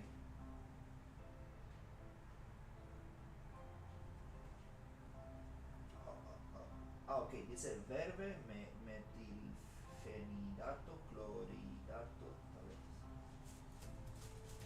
Bueno, mamá, дякую. Ok, хорошо, мама, дякую. All right, awesome. Yay. Yeah, my mommy was doing a favor for me. All right, let's continue. Awesome. Why is this so laggy? Is it because of Painter? Yeah, Painter and Unreal Engine, they don't get along. They don't really get along. This Photoshop as well really consumes resources. Cool. So it's time to do something else. Why is this so laggy? Hey, what's going on? Let's close everything. Let's close the browser, everything.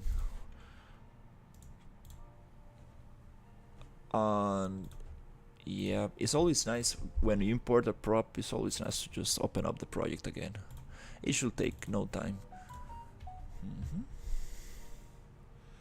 Yep.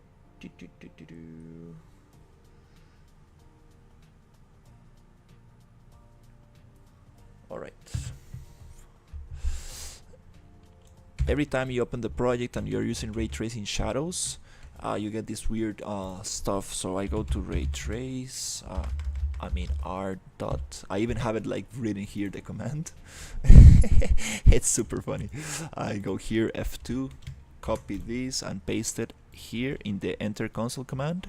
You can put this in your Unreal Engine .ini file, but I don't know exactly where to paste it. So with this command, you get rid of those nasty ray trace shadows that are not working with Unreal Engine. Unreal Engine has it set up basically to 0, but you go 0, you get those ray trace shadows, ugly shadows right there.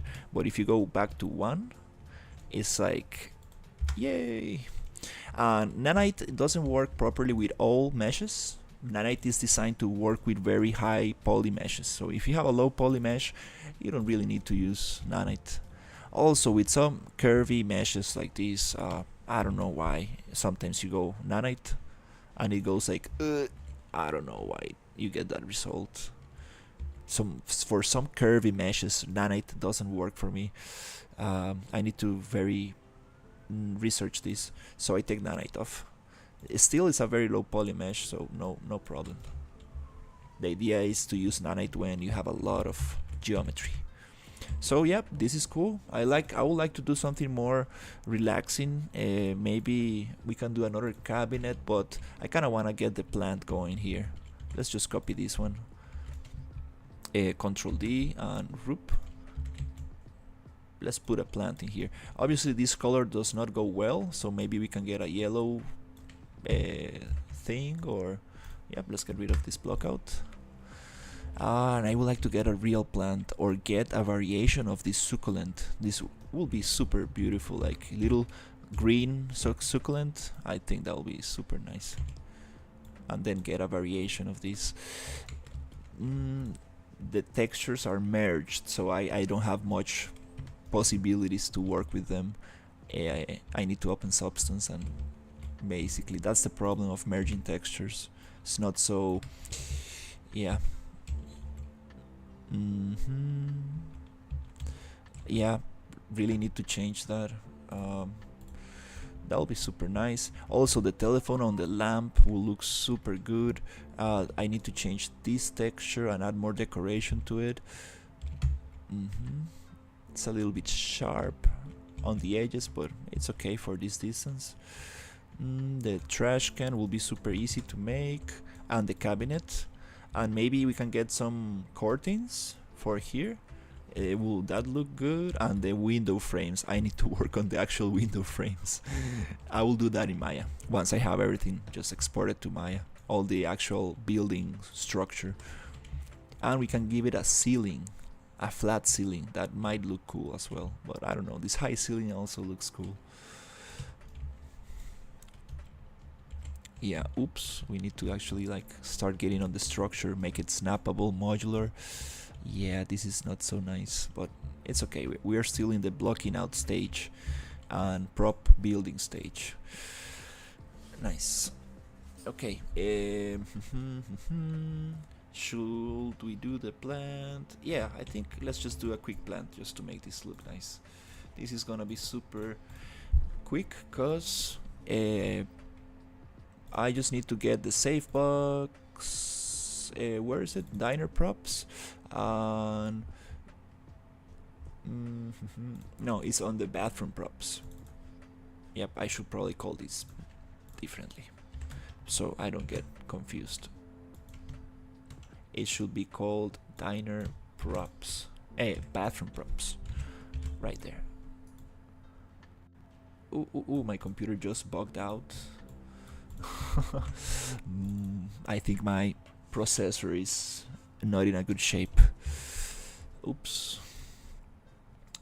Okay, let's go to succulent right here, and let's open up the Maya file and let's make a nice combination of succulents. Let's see if we can actually cheat a little bit and reuse what we got. Again, talking about modularity, that's what we want.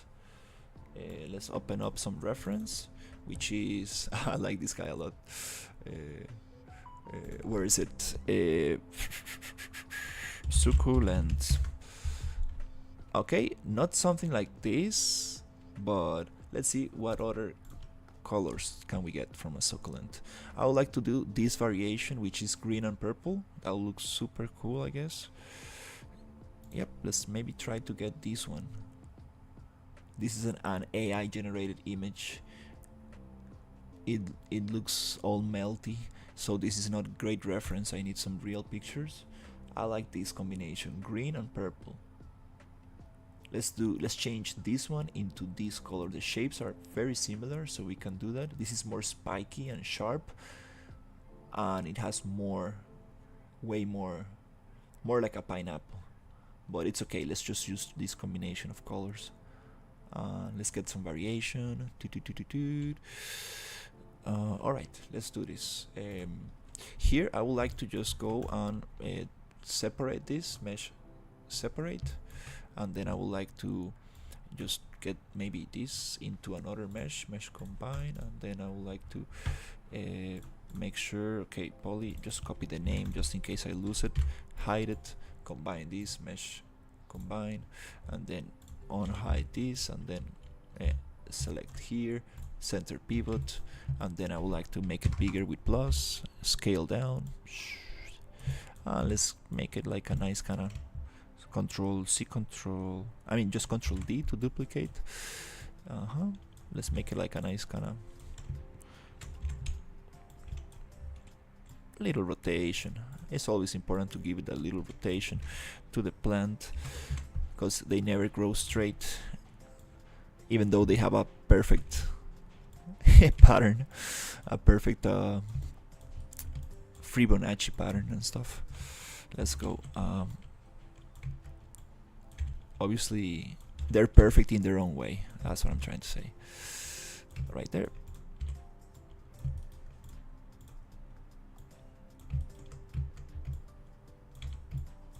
Maybe another one like this. Somewhere here. That looks cool. I mean, I should just create a new plant, you know. I should probably do the green, typical office plant, but might as well just play with this, because since we have one succulent that took me some time to make, I might as well just give it a variation. I guess these succulents existed.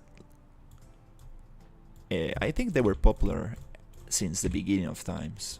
I think it's people like them in the 50s as well, but I definitely want to make another like green leaf plant. Let's just push this down.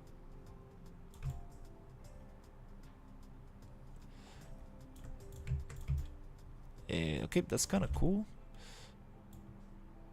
It's okay. I like this floor to be a little bit bigger.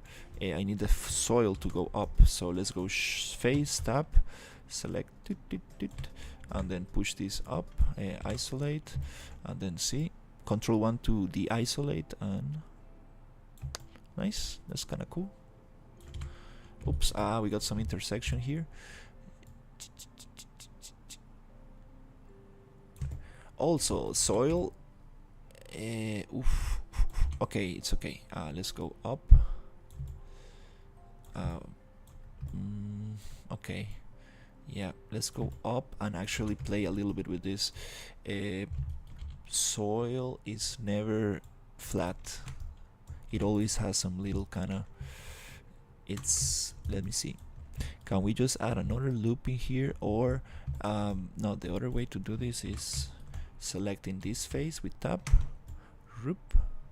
and then go extrude, and then give it a little bit like this, and a little bit like this, and a little bit like this, just so I can play a little bit more with the soil level, which is like this. And then it's like, well, you know, I don't want this to be intersecting here, so might as well just come and push this down a little bit, or maybe let's try to do it like this.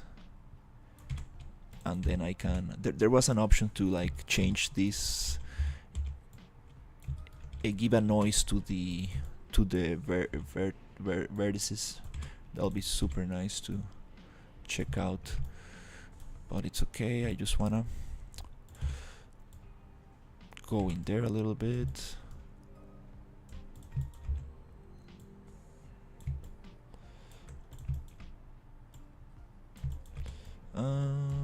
This big one is not collaborating too much.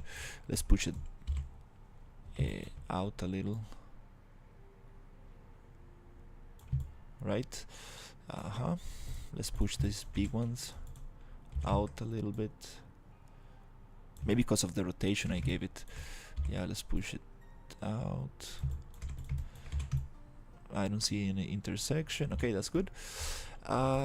Again, I would like to just combine and just try to get this little, how do you call it, the stem, main stem, down, so it connects into the soil a little bit better. Oops, and this one as well. Just okay. I don't see any main mistakes. They are pushed out a little bit. Not only this layer, this thing. I want to push it in, tiny bit. Also this one. Maybe not here. Okay, it's okay. That's okay. Let's also deselect, and this one push down. This one push down a little bit. And this one. Okay, that's good enough.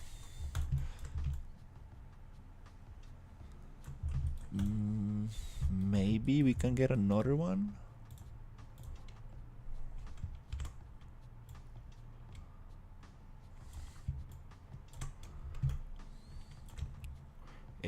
Let's see, mesh combine, Control D. Let's get just one last one. Make it very small, like this little one just starting out. Nice. And then just push down. Yep. Little rotation, obviously, just to change the pattern a little bit. Nice.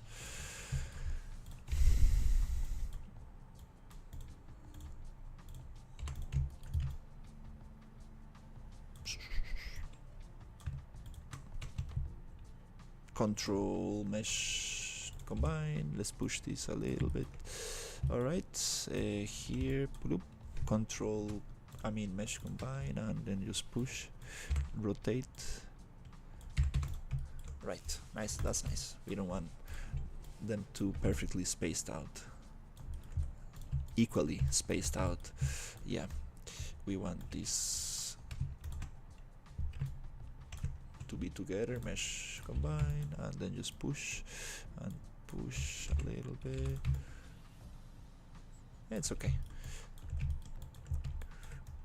Last little tweak. Is this down? Yep, just double check. There's not like super huge intersection. Ooh, I see. Let's maybe get this soil up.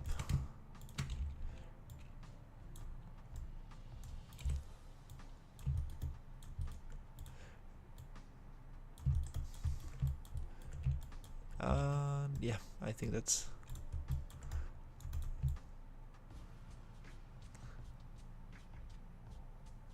especially from these.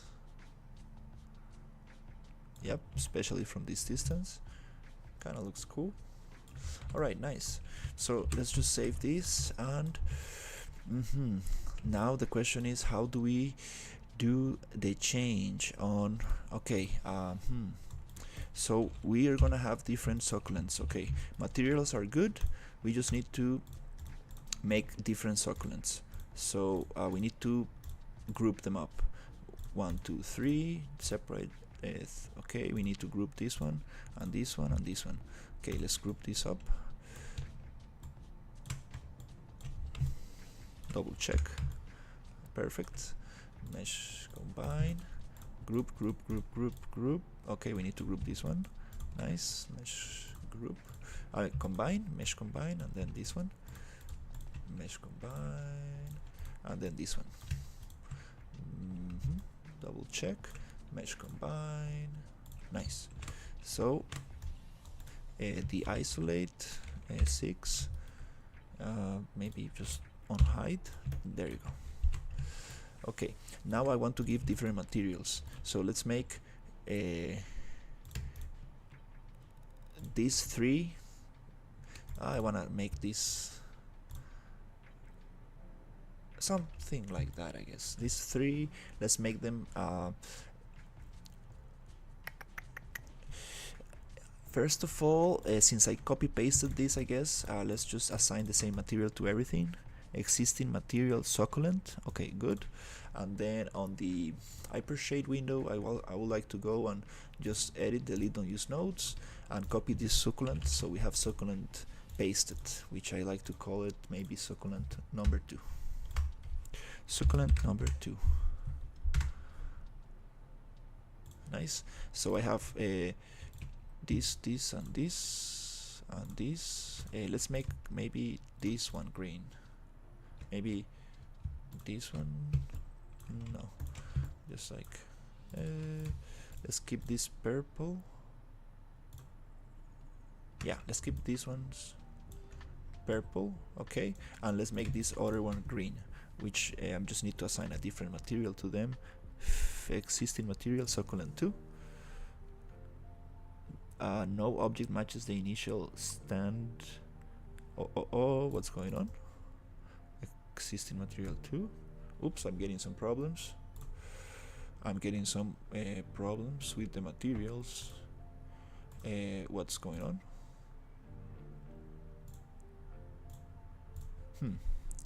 Okay, succulent. Maybe let's call it something different.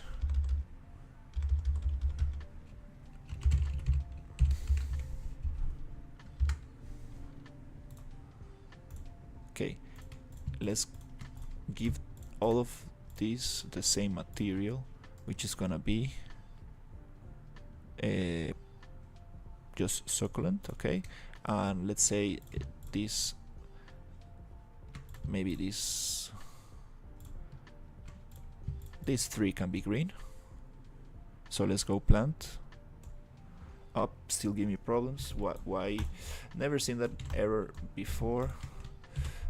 Maybe let's just get rid of all this, delete by type history, center pivot, freeze transformations.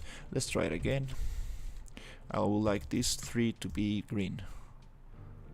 Let's okay, you don't like that material. Let's just give it a new material. Okay, nice. Let's call this plant green. Okay, now it likes it.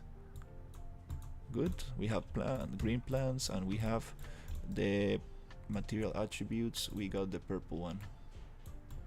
Good, works. Let's save it and go to substance. This is gonna be mesh.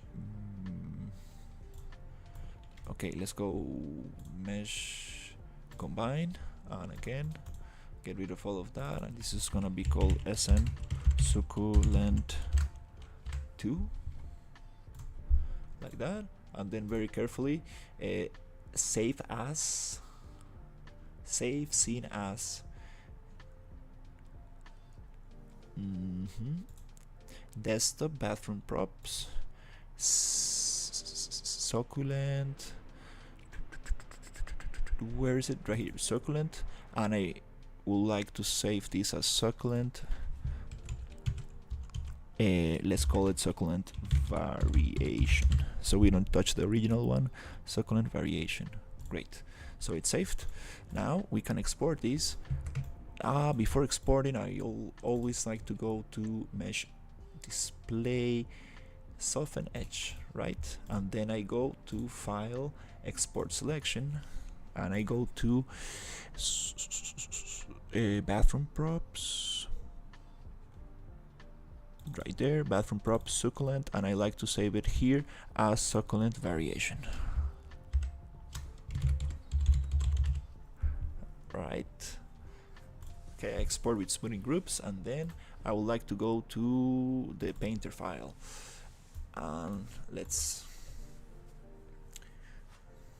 import the succulent variation. Which directory? I'm just gonna copy and paste. Awesome. We have this thing here, and I want to change edit project configuration, and let's try doing something which is changing the mesh without changing the materials. Let's copy the directory. Perfect. Succulent variation. Open. I don't want to preserve strokes on mesh, but I will still get the materials because the materials are named the same. Let's see if it works. I guess we had the materials. Yes, I'm learning a little bit more of these little tiny tricks.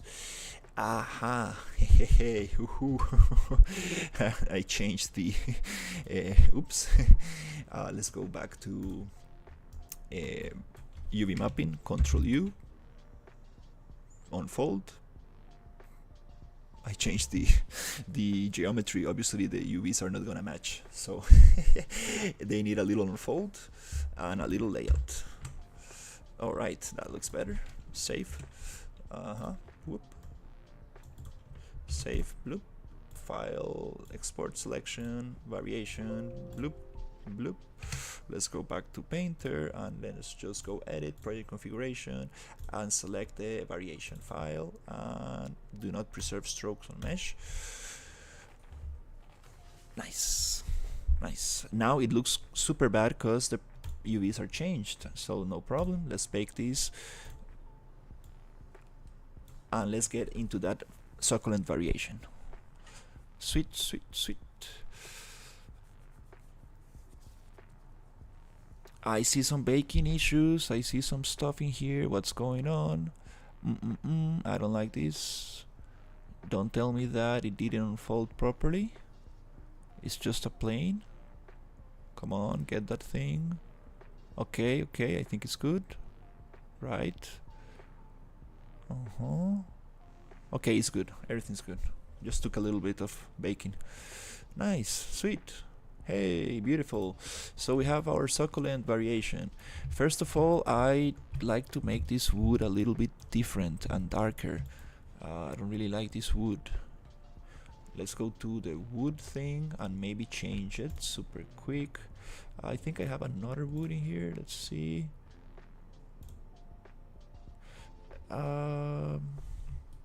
Yeah, this wood, I'm not a big fan of this. Let's see. There's another wood. Maybe this one. Let's kind of use that one. But let's just delete this one. And that wood, I would like to make it a triplanar, not UV projected, but triplanar projection. And then let's play with the texture. Can I make it, yep, a little bit more like wood fiber? Let's see, squish it a little bit.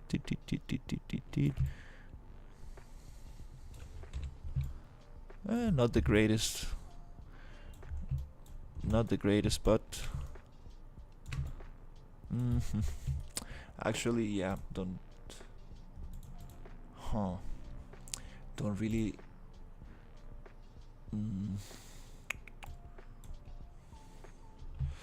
Yeah, this is. Can I just go darker a little bit?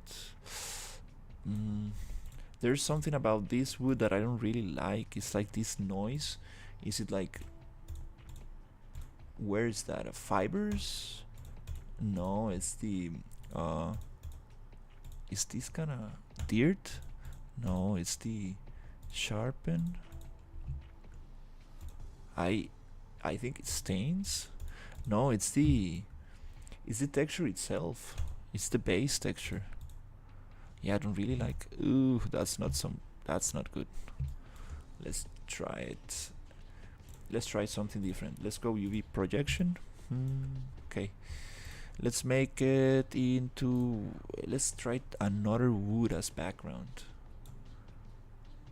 Can I get this and put it as background? Okay, okay, more interesting. Fibers are going into a different direction, which it kind of makes sense to have the fibers going vertically, I guess. So let's change this. Where is it? Yeah, this one. I like to change this and make it go vertical. Base, walnut, fibers.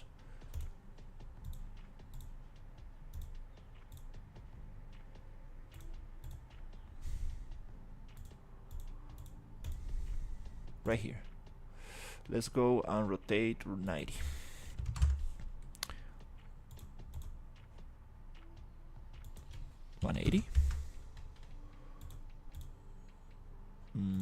Triplanar. Rotation with shift.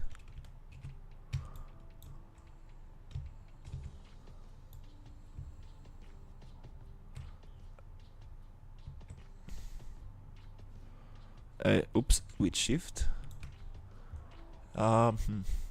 Medium fibers. Where are the fibers here?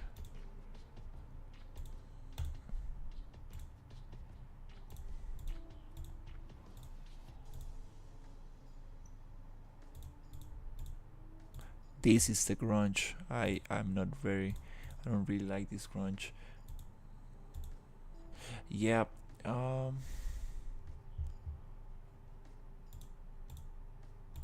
There you go. I found the fibers. These fibers need to go into, I want them to be vertical, and they don't like to change. So okay, yep, they don't really add much, and I cannot really change them.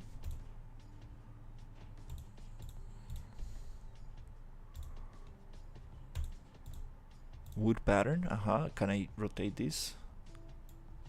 There you go, there you go. Finally found it. 180. Yes, I want the fibers to go up. Okay, very happy with that. Let's go with the color of the pot. I want the color of the pot to be yellowish, which is here. Let's give it a yellowish color, something like that. Let's go with the dirt layer and give it a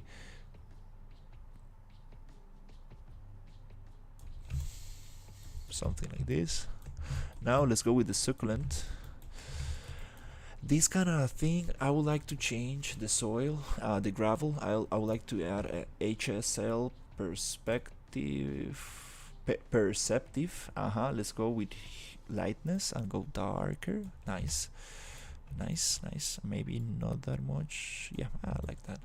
Okay, let's copy the succulent materials, the layers, and paste here. So we have a variation of succulents. We have two colors. So here, let's see reference. I want green and purple. Green base, purple edge. Okay, let's go and make this green. Let's see.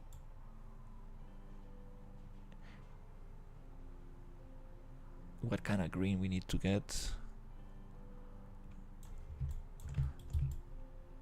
It's a darker green, right? It's like, it's kind of weird. It's like a turquoise green.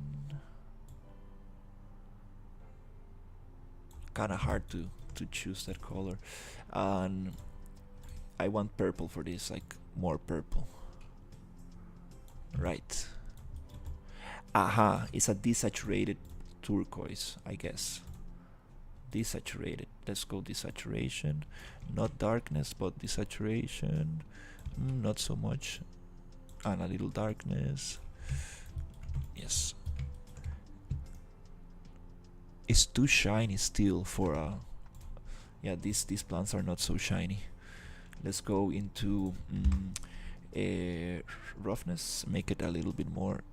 Yeah, I don't want that much shine. Nice. Yeah, I would like to take this shine off the purple one, which is here. Just make it more rough. Where is it? If I go too rough, super shiny, nope. It's almost like it doesn't need roughness at all, but I will definitely give it a little bit. Alright. Can we play a little bit with the mask? Because I think it goes a little bit in there. Yeah, doesn't really look like a succulent. Oops. It has some spots. I really like this kind of spots it gets everywhere. Is there a way I can give that spot to the thing? I was using a roughness layer, which was maybe, where is it? Roughness, noise, scale, disorder. Okay, let's see. I need the light to shine, and then I want some roughness map. Let's try to see if I can add a fill layer only with, I'm working on the purple one, only with roughness. Click on roughness and let's choose some roughness. There are some very nice textures here that I can use for roughness. There is some very cool stuff around, something like this, I guess. Let's try it. Not really getting the effect I want.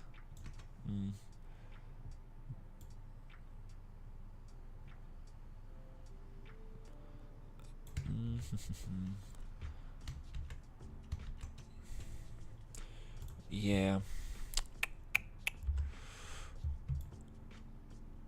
Let's try something else. Instead of roughness, can we play with actually height? What happens if I use just height and give it some height?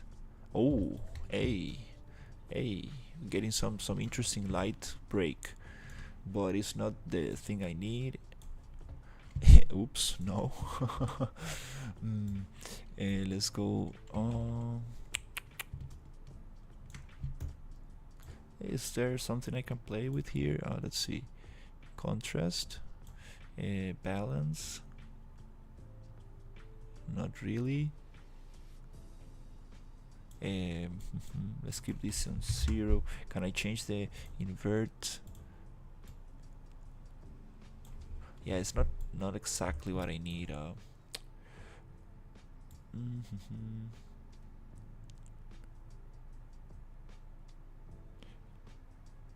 Yeah, I think this will be nice to like hand paint. They need to be like spots, something like.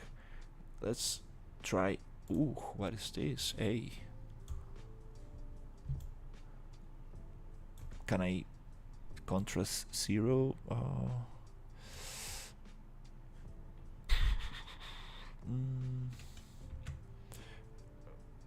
It's okay. No, I'm not gonna spend too much time looking for a map here.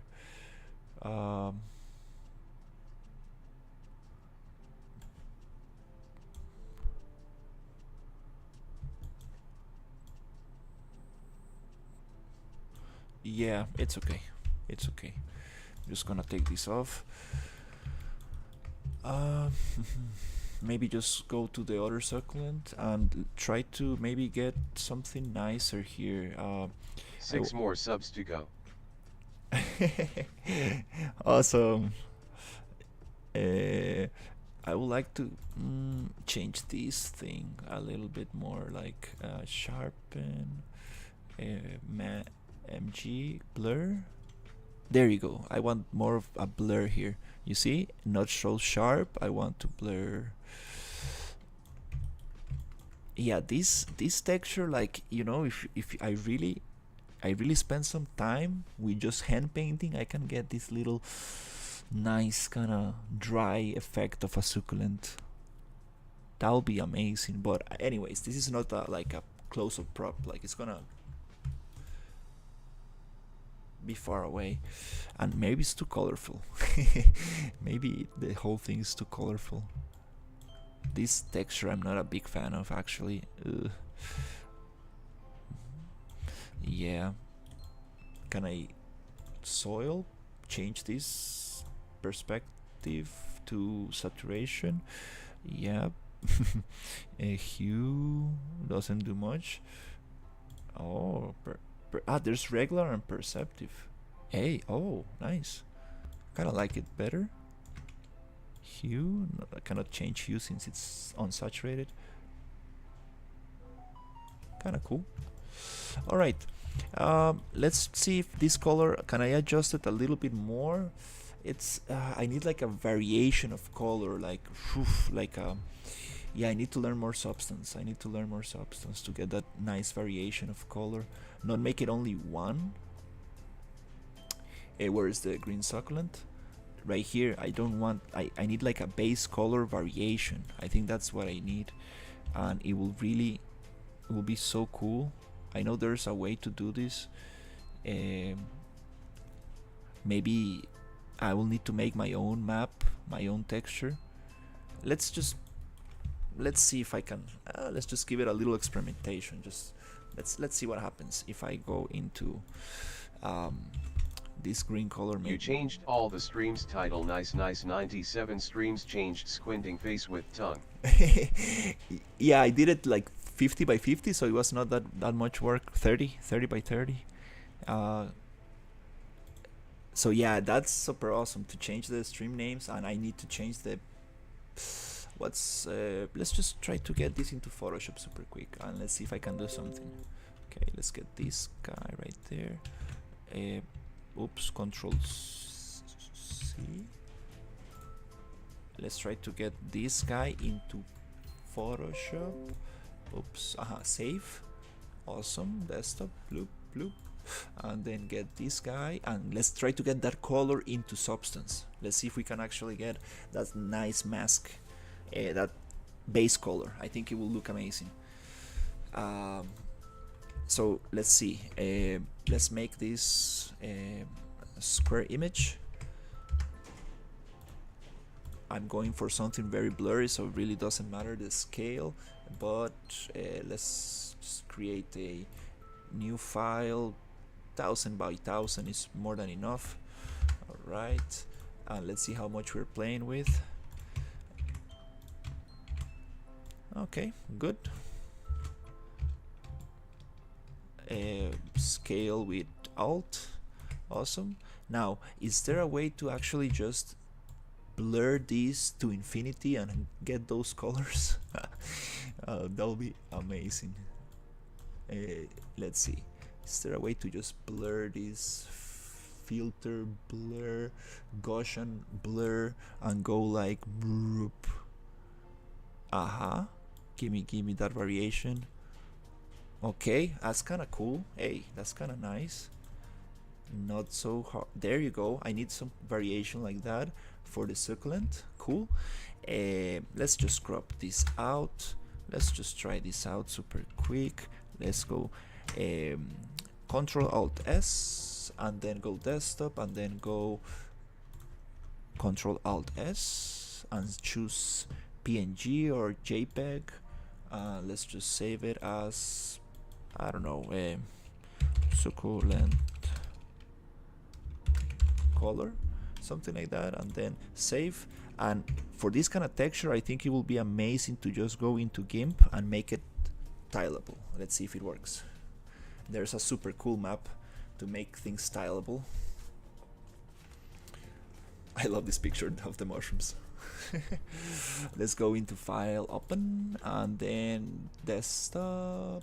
You can do this in Photoshop, but I kinda like to just go here to Filters, Map, Tile, Seamless. It gets some little things in there that I don't like. Let's go Shift. Maybe let's try it again. Layer, Map. Where is it? Filters, Map, Tile, Seamless. Does it get? No, not really. So let's export this succulent color. Let's call this Seamless, but super repeatable. Not the greatest example of this filter, but inside of Photoshop we can try to get this super nice here. Just come here and just, I would like to just maybe select this and go J and then go like, first of all let's right click rasterize layer, and then we can move this around so we get rid of those kind of things. Doesn't really get rid of that. Really want to get rid of those. Sometimes it doesn't do what I want to do. Let's try normal. Yeah, there you go. This content aware thing sometimes doesn't do what I want. Oops, save. Let's go here, and also let's get rid of that. This is not gonna be perfectly tileable, but let's see if it actually works.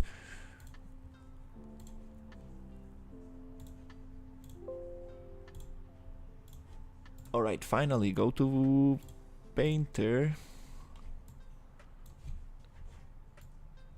I think I opened Sampler by mistake. Oops.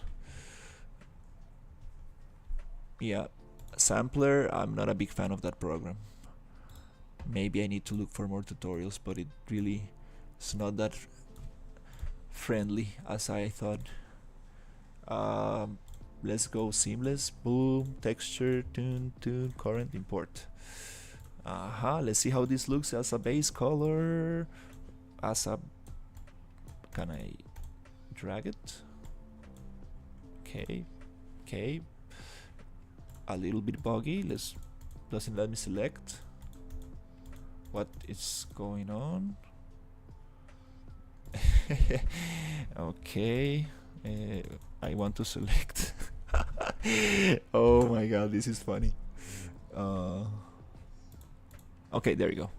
Just bugging out a little. Hey, that's what I wanted. Hey, look at this. Boring, one color, looks digital, looks fake. Boom. Now we are talking about. Now that's what. Now it really gets that variation. It really. It's not exactly. But it looks much more like a succulent. Just by the color, and the texture obviously is not. It's not exactly what I need, but it's okay. I think it's very cool. Should we get the same thing for here, for the purple one?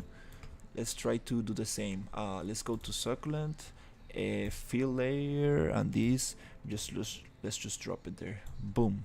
It's gonna go green, right? So we can go to filter HSL for hue, and then put it just in front of there, and let's go hue, and let's look for that purple. Yes, that's what I'm talking about. Now it gives me those variations.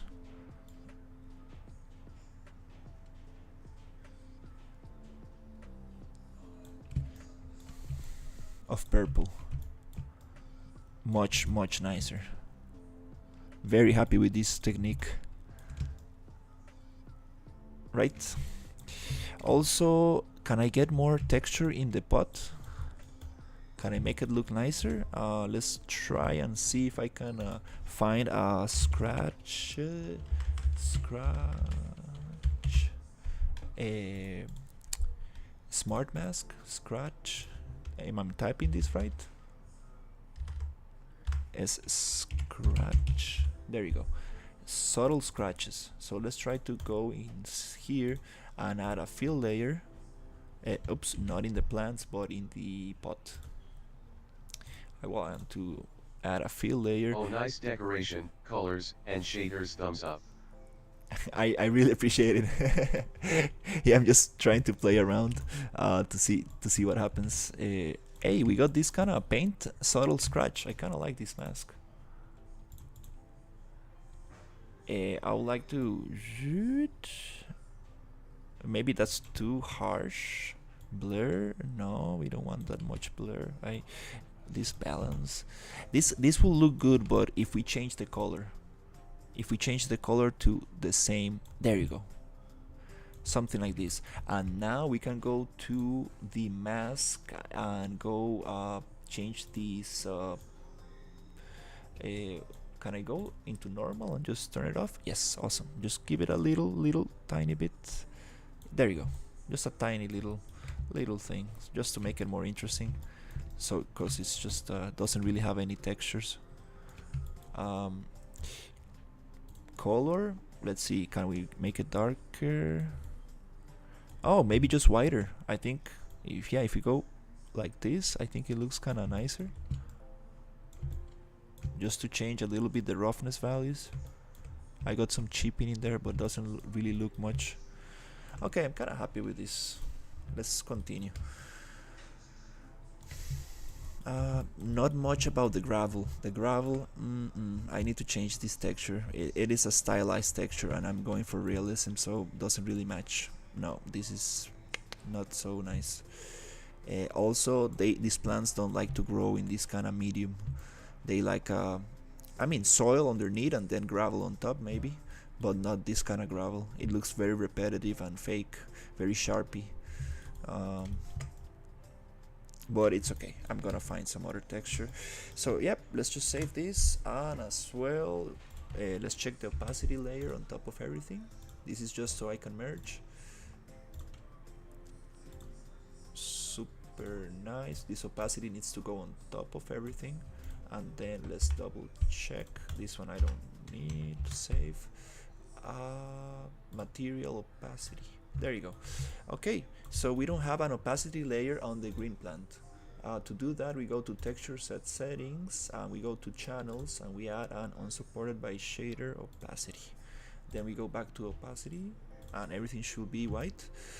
That means that it's gonna be exported with opacity. Nice. From this distance looks very cool, and the more you get away from it, it looks even better. That's the secret of CG art. Just get that camera far away. That's funny. Okay, let's go project. I mean, Control Shift E, and let's just export with this template that I have, which is simply just the Unreal Engine 4 packed plus alpha layer. I have a tutorial on how to achieve this. It's super nice to export multiple materials and merge into one. And let's just try to find our a nice place to export all this. Let's just go to desktop, make a new folder, and call it green succulent, like this. And let's go export. Make sure that your textures have dilatation plus transparency, and maybe dilatation I will just use 1 pixel.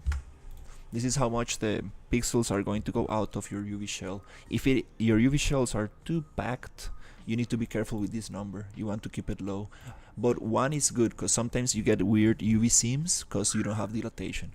So export. Sweet, save, pause the renderer, and then go back to Photoshop. Let's just open this new green succulent.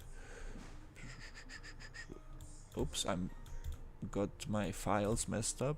There you go, right here. So let's open the first one, which is color. Just remember that is color. Yep. And then get it here, and then go here, and then get all the other ones. Make sure that this is visible so it just falls on top. Make sure that it falls perfectly on top. Enter and wait for it to upload. I mean to import. And then when you have everything in there, just very carefully you go and select all your ORM textures: occlusion, roughness, metallic. Control E to merge, normal, normal, normal, normal, normal, and merge, and base color to base color. Double check, merge. Sweet. So here we go. Control. Oof, this is too small of a little shell right there. Might not be the greatest resolution, but let's see. Control Alt save, and we go to desktop and save this as just ORM. So let's call this let's call this succulent green SM. It is not static mesh, it's texture. So texture underscore succulent green ORM. Awesome. We can copy this or just save a different variation in the on desktop, so we know where it is. And then we go with normal. Oof, I forget. I don't like this. This is too sharp. Yeah, too sharp normals. It doesn't look good. Usually I go to blur, dodge, easy dodge, and I usually just go like whoop. Nope, that's not what I need. Where's the blur tool? Oops. Oops, is it here? Blur? Yep. Can I just blur a little bit? Yeah. I want to blur this because with a hard brush, because these hard normals, no, this is not good. Hard normals look very sharp and distracting. Not like that though. Maybe a little bit less. Let's go 50 strength. Let's go 20 strength. Maybe 10. I should have done that before actually merging the mask, but it's okay. Yeah, this is not the greatest idea to do it like this, but let's go strength.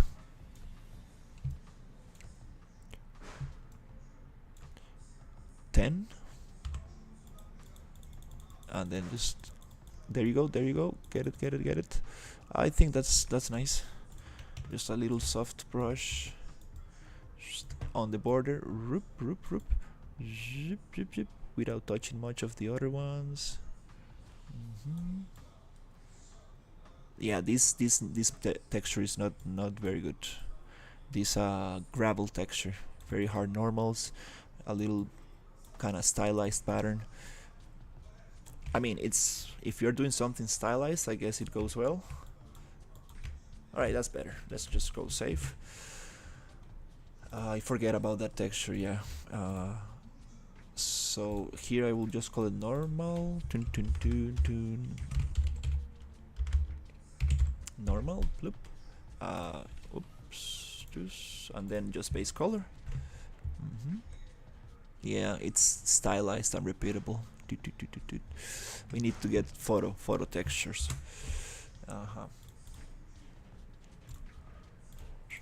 And let's call this base color, or albedo, or whatever you like, but base color is the terminology, the name I'm using for this project. Okay, so all these textures I don't really need anymore. Let's just put them in a file just in case. Here I had the texture by itself. I should have just modified this one by itself. But it's okay. Let's go here, and now let's have these ones. This is the seamless, not seamless. We don't need this one anymore. Okay, this one, this is the metal drawer. This can go here. Okay, and let's get this. Did I export it, the mesh? Where's the mesh? That's funny. Okay, it's inside the diner props, bathroom props, succulent, succulent, and it's right here, succulent variation. Let's pull that out. So we have our 4 things that we need for Unreal. So let's just make another folder called this office succulent, so I know it's in the office. Succulent, let's call it green, so I know it's a variation, and let's just push this in there. Nice. When it comes to the green, to the ORM map, super important, take this sRGB option off. That will allow us to use this as linear color, blue, green, and red by separate channels. This gives us problems if you don't do it like that. Let's put the succulents in there. I should bake this pivot in Maya before exporting, but it's a matter of just can we close Painter because it's too heavy on GPU, and Photoshop as well. They take too much resources, too many resources. Let's get GIMP as well. What else? That's good. Maya. Yeah, let's close Maya. Maybe this color I would like to change because it looks like the one you get when you don't have any color, any texture. Let's make it just like this.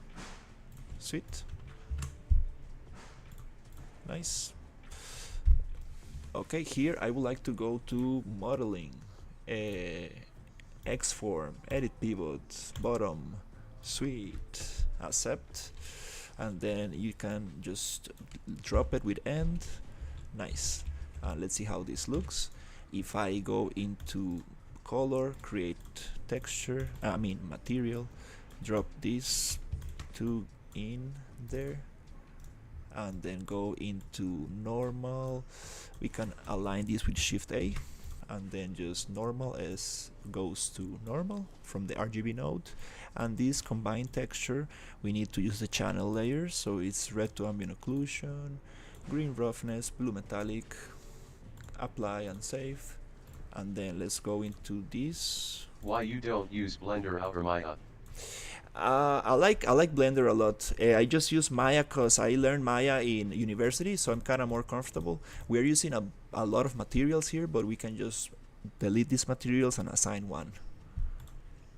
You do that in the attributes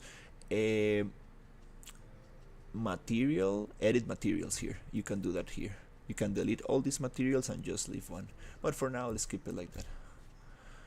I like Blender a lot. I have some. I made motion graphics in Blender, and I made a bunch of stuff in Blender. I really kind of want to go back. Actually, Blender is super powerful.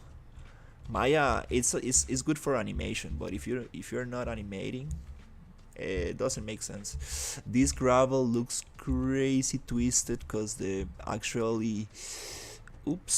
mesh is twisted. I should probably use a soil texture or something. What's your GPU? I'm using a 3080, I guess. Let me check.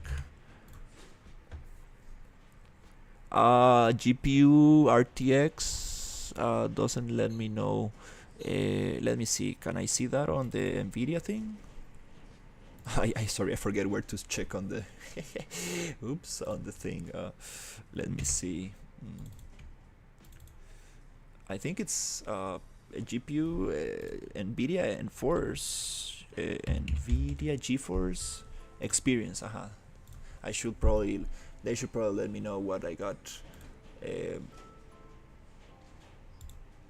It's a 3080 Ti, RTX 3080 Ti.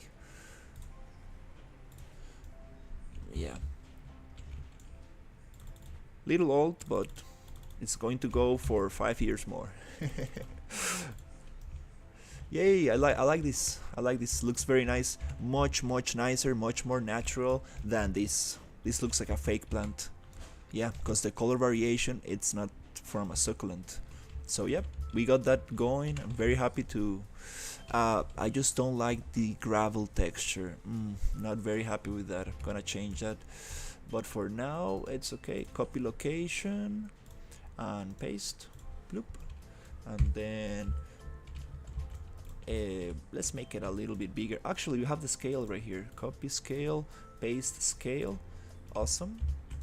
Get this one off. Yay, awesome. That looks nice. Doesn't really make sense to have that there, I guess, right? It won't receive any light and stuff, and it's hard to water, I guess. Let's put it there, like here. Guess it makes more sense. As an environment artist, you need to think about all these details, which is very fun sometimes. Yeah, still won't receive that much lighting, but it's okay. They don't need that much. Well, they do like lighting. This is like a cactus plant. They don't drink much water, but they do love the sun. Not direct sun though.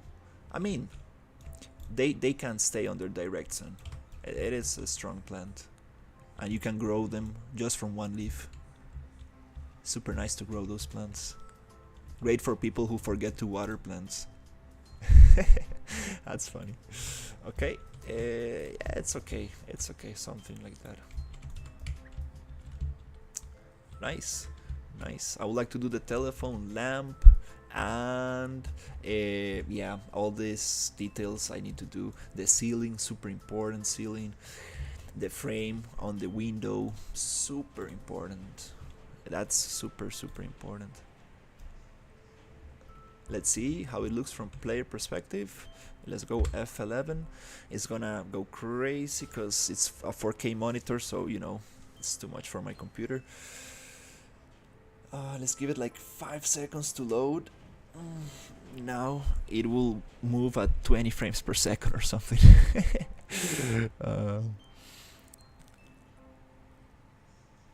Oh, I really like these plants. I think that color map really did the trick. Just need to work on the gravel, and I think it's gonna look nice. The wood, not so happy with wood. I need to practice more wood texturing and use my own textures, not the ones in Substance, because I've been using those forever. I need to start making my own wood textures from images. and start tiling images myself. But I really like this combination of color. And I would like to get another plant, which is like a green leaf plant. Yeah, the UV seams on this cabinet, on this metal drawer, is not so nice. But Substance gets it somehow hidden, kind of blends it a little, right? Yep, I think that's very nice. Now I would like to add some. Oops. It says "spect poor performance" on screen. Oh no. How am I supposed to?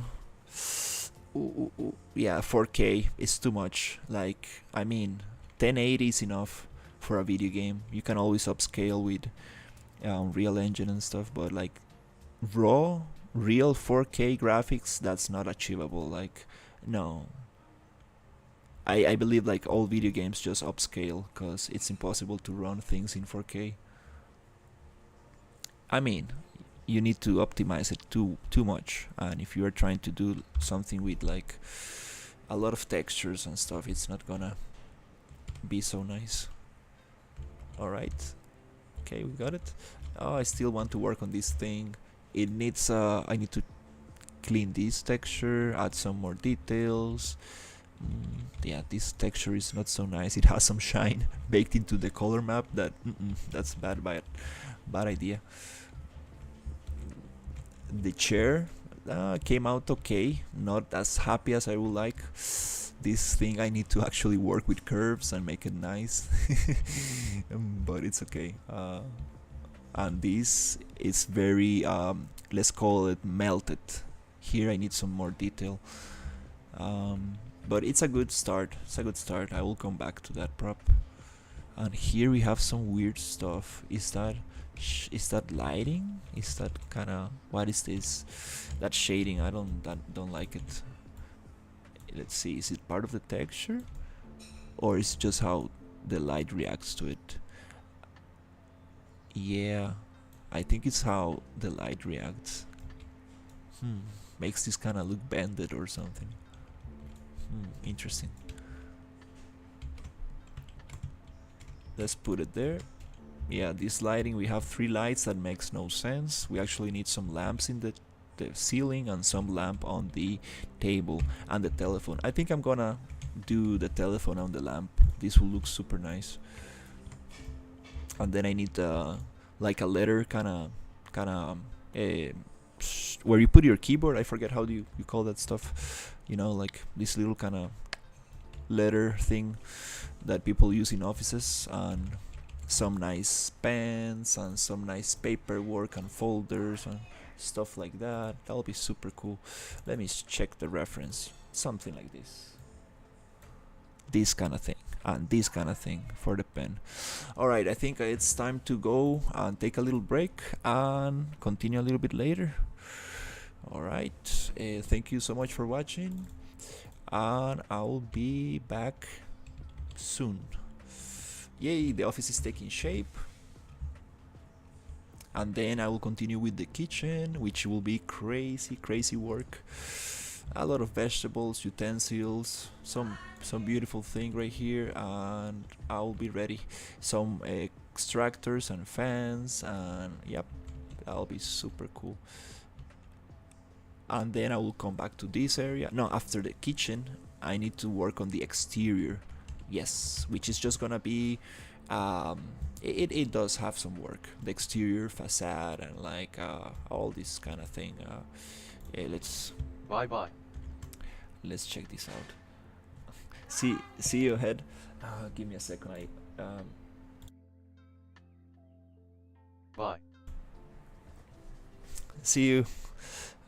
For these kind of lines, I just wanna take the nanite off. And just a little kind of sign here, some bushes, some gravel, nice kind of, this is the limit of the environment. And then maybe just work the facade with some aluminium, But yeah, it's coming together little by little. Actually, the bathroom is one of my favorite areas. Really like the bathroom a lot. But yeah, I'm gonna cut it here and continue a little bit later. Yay.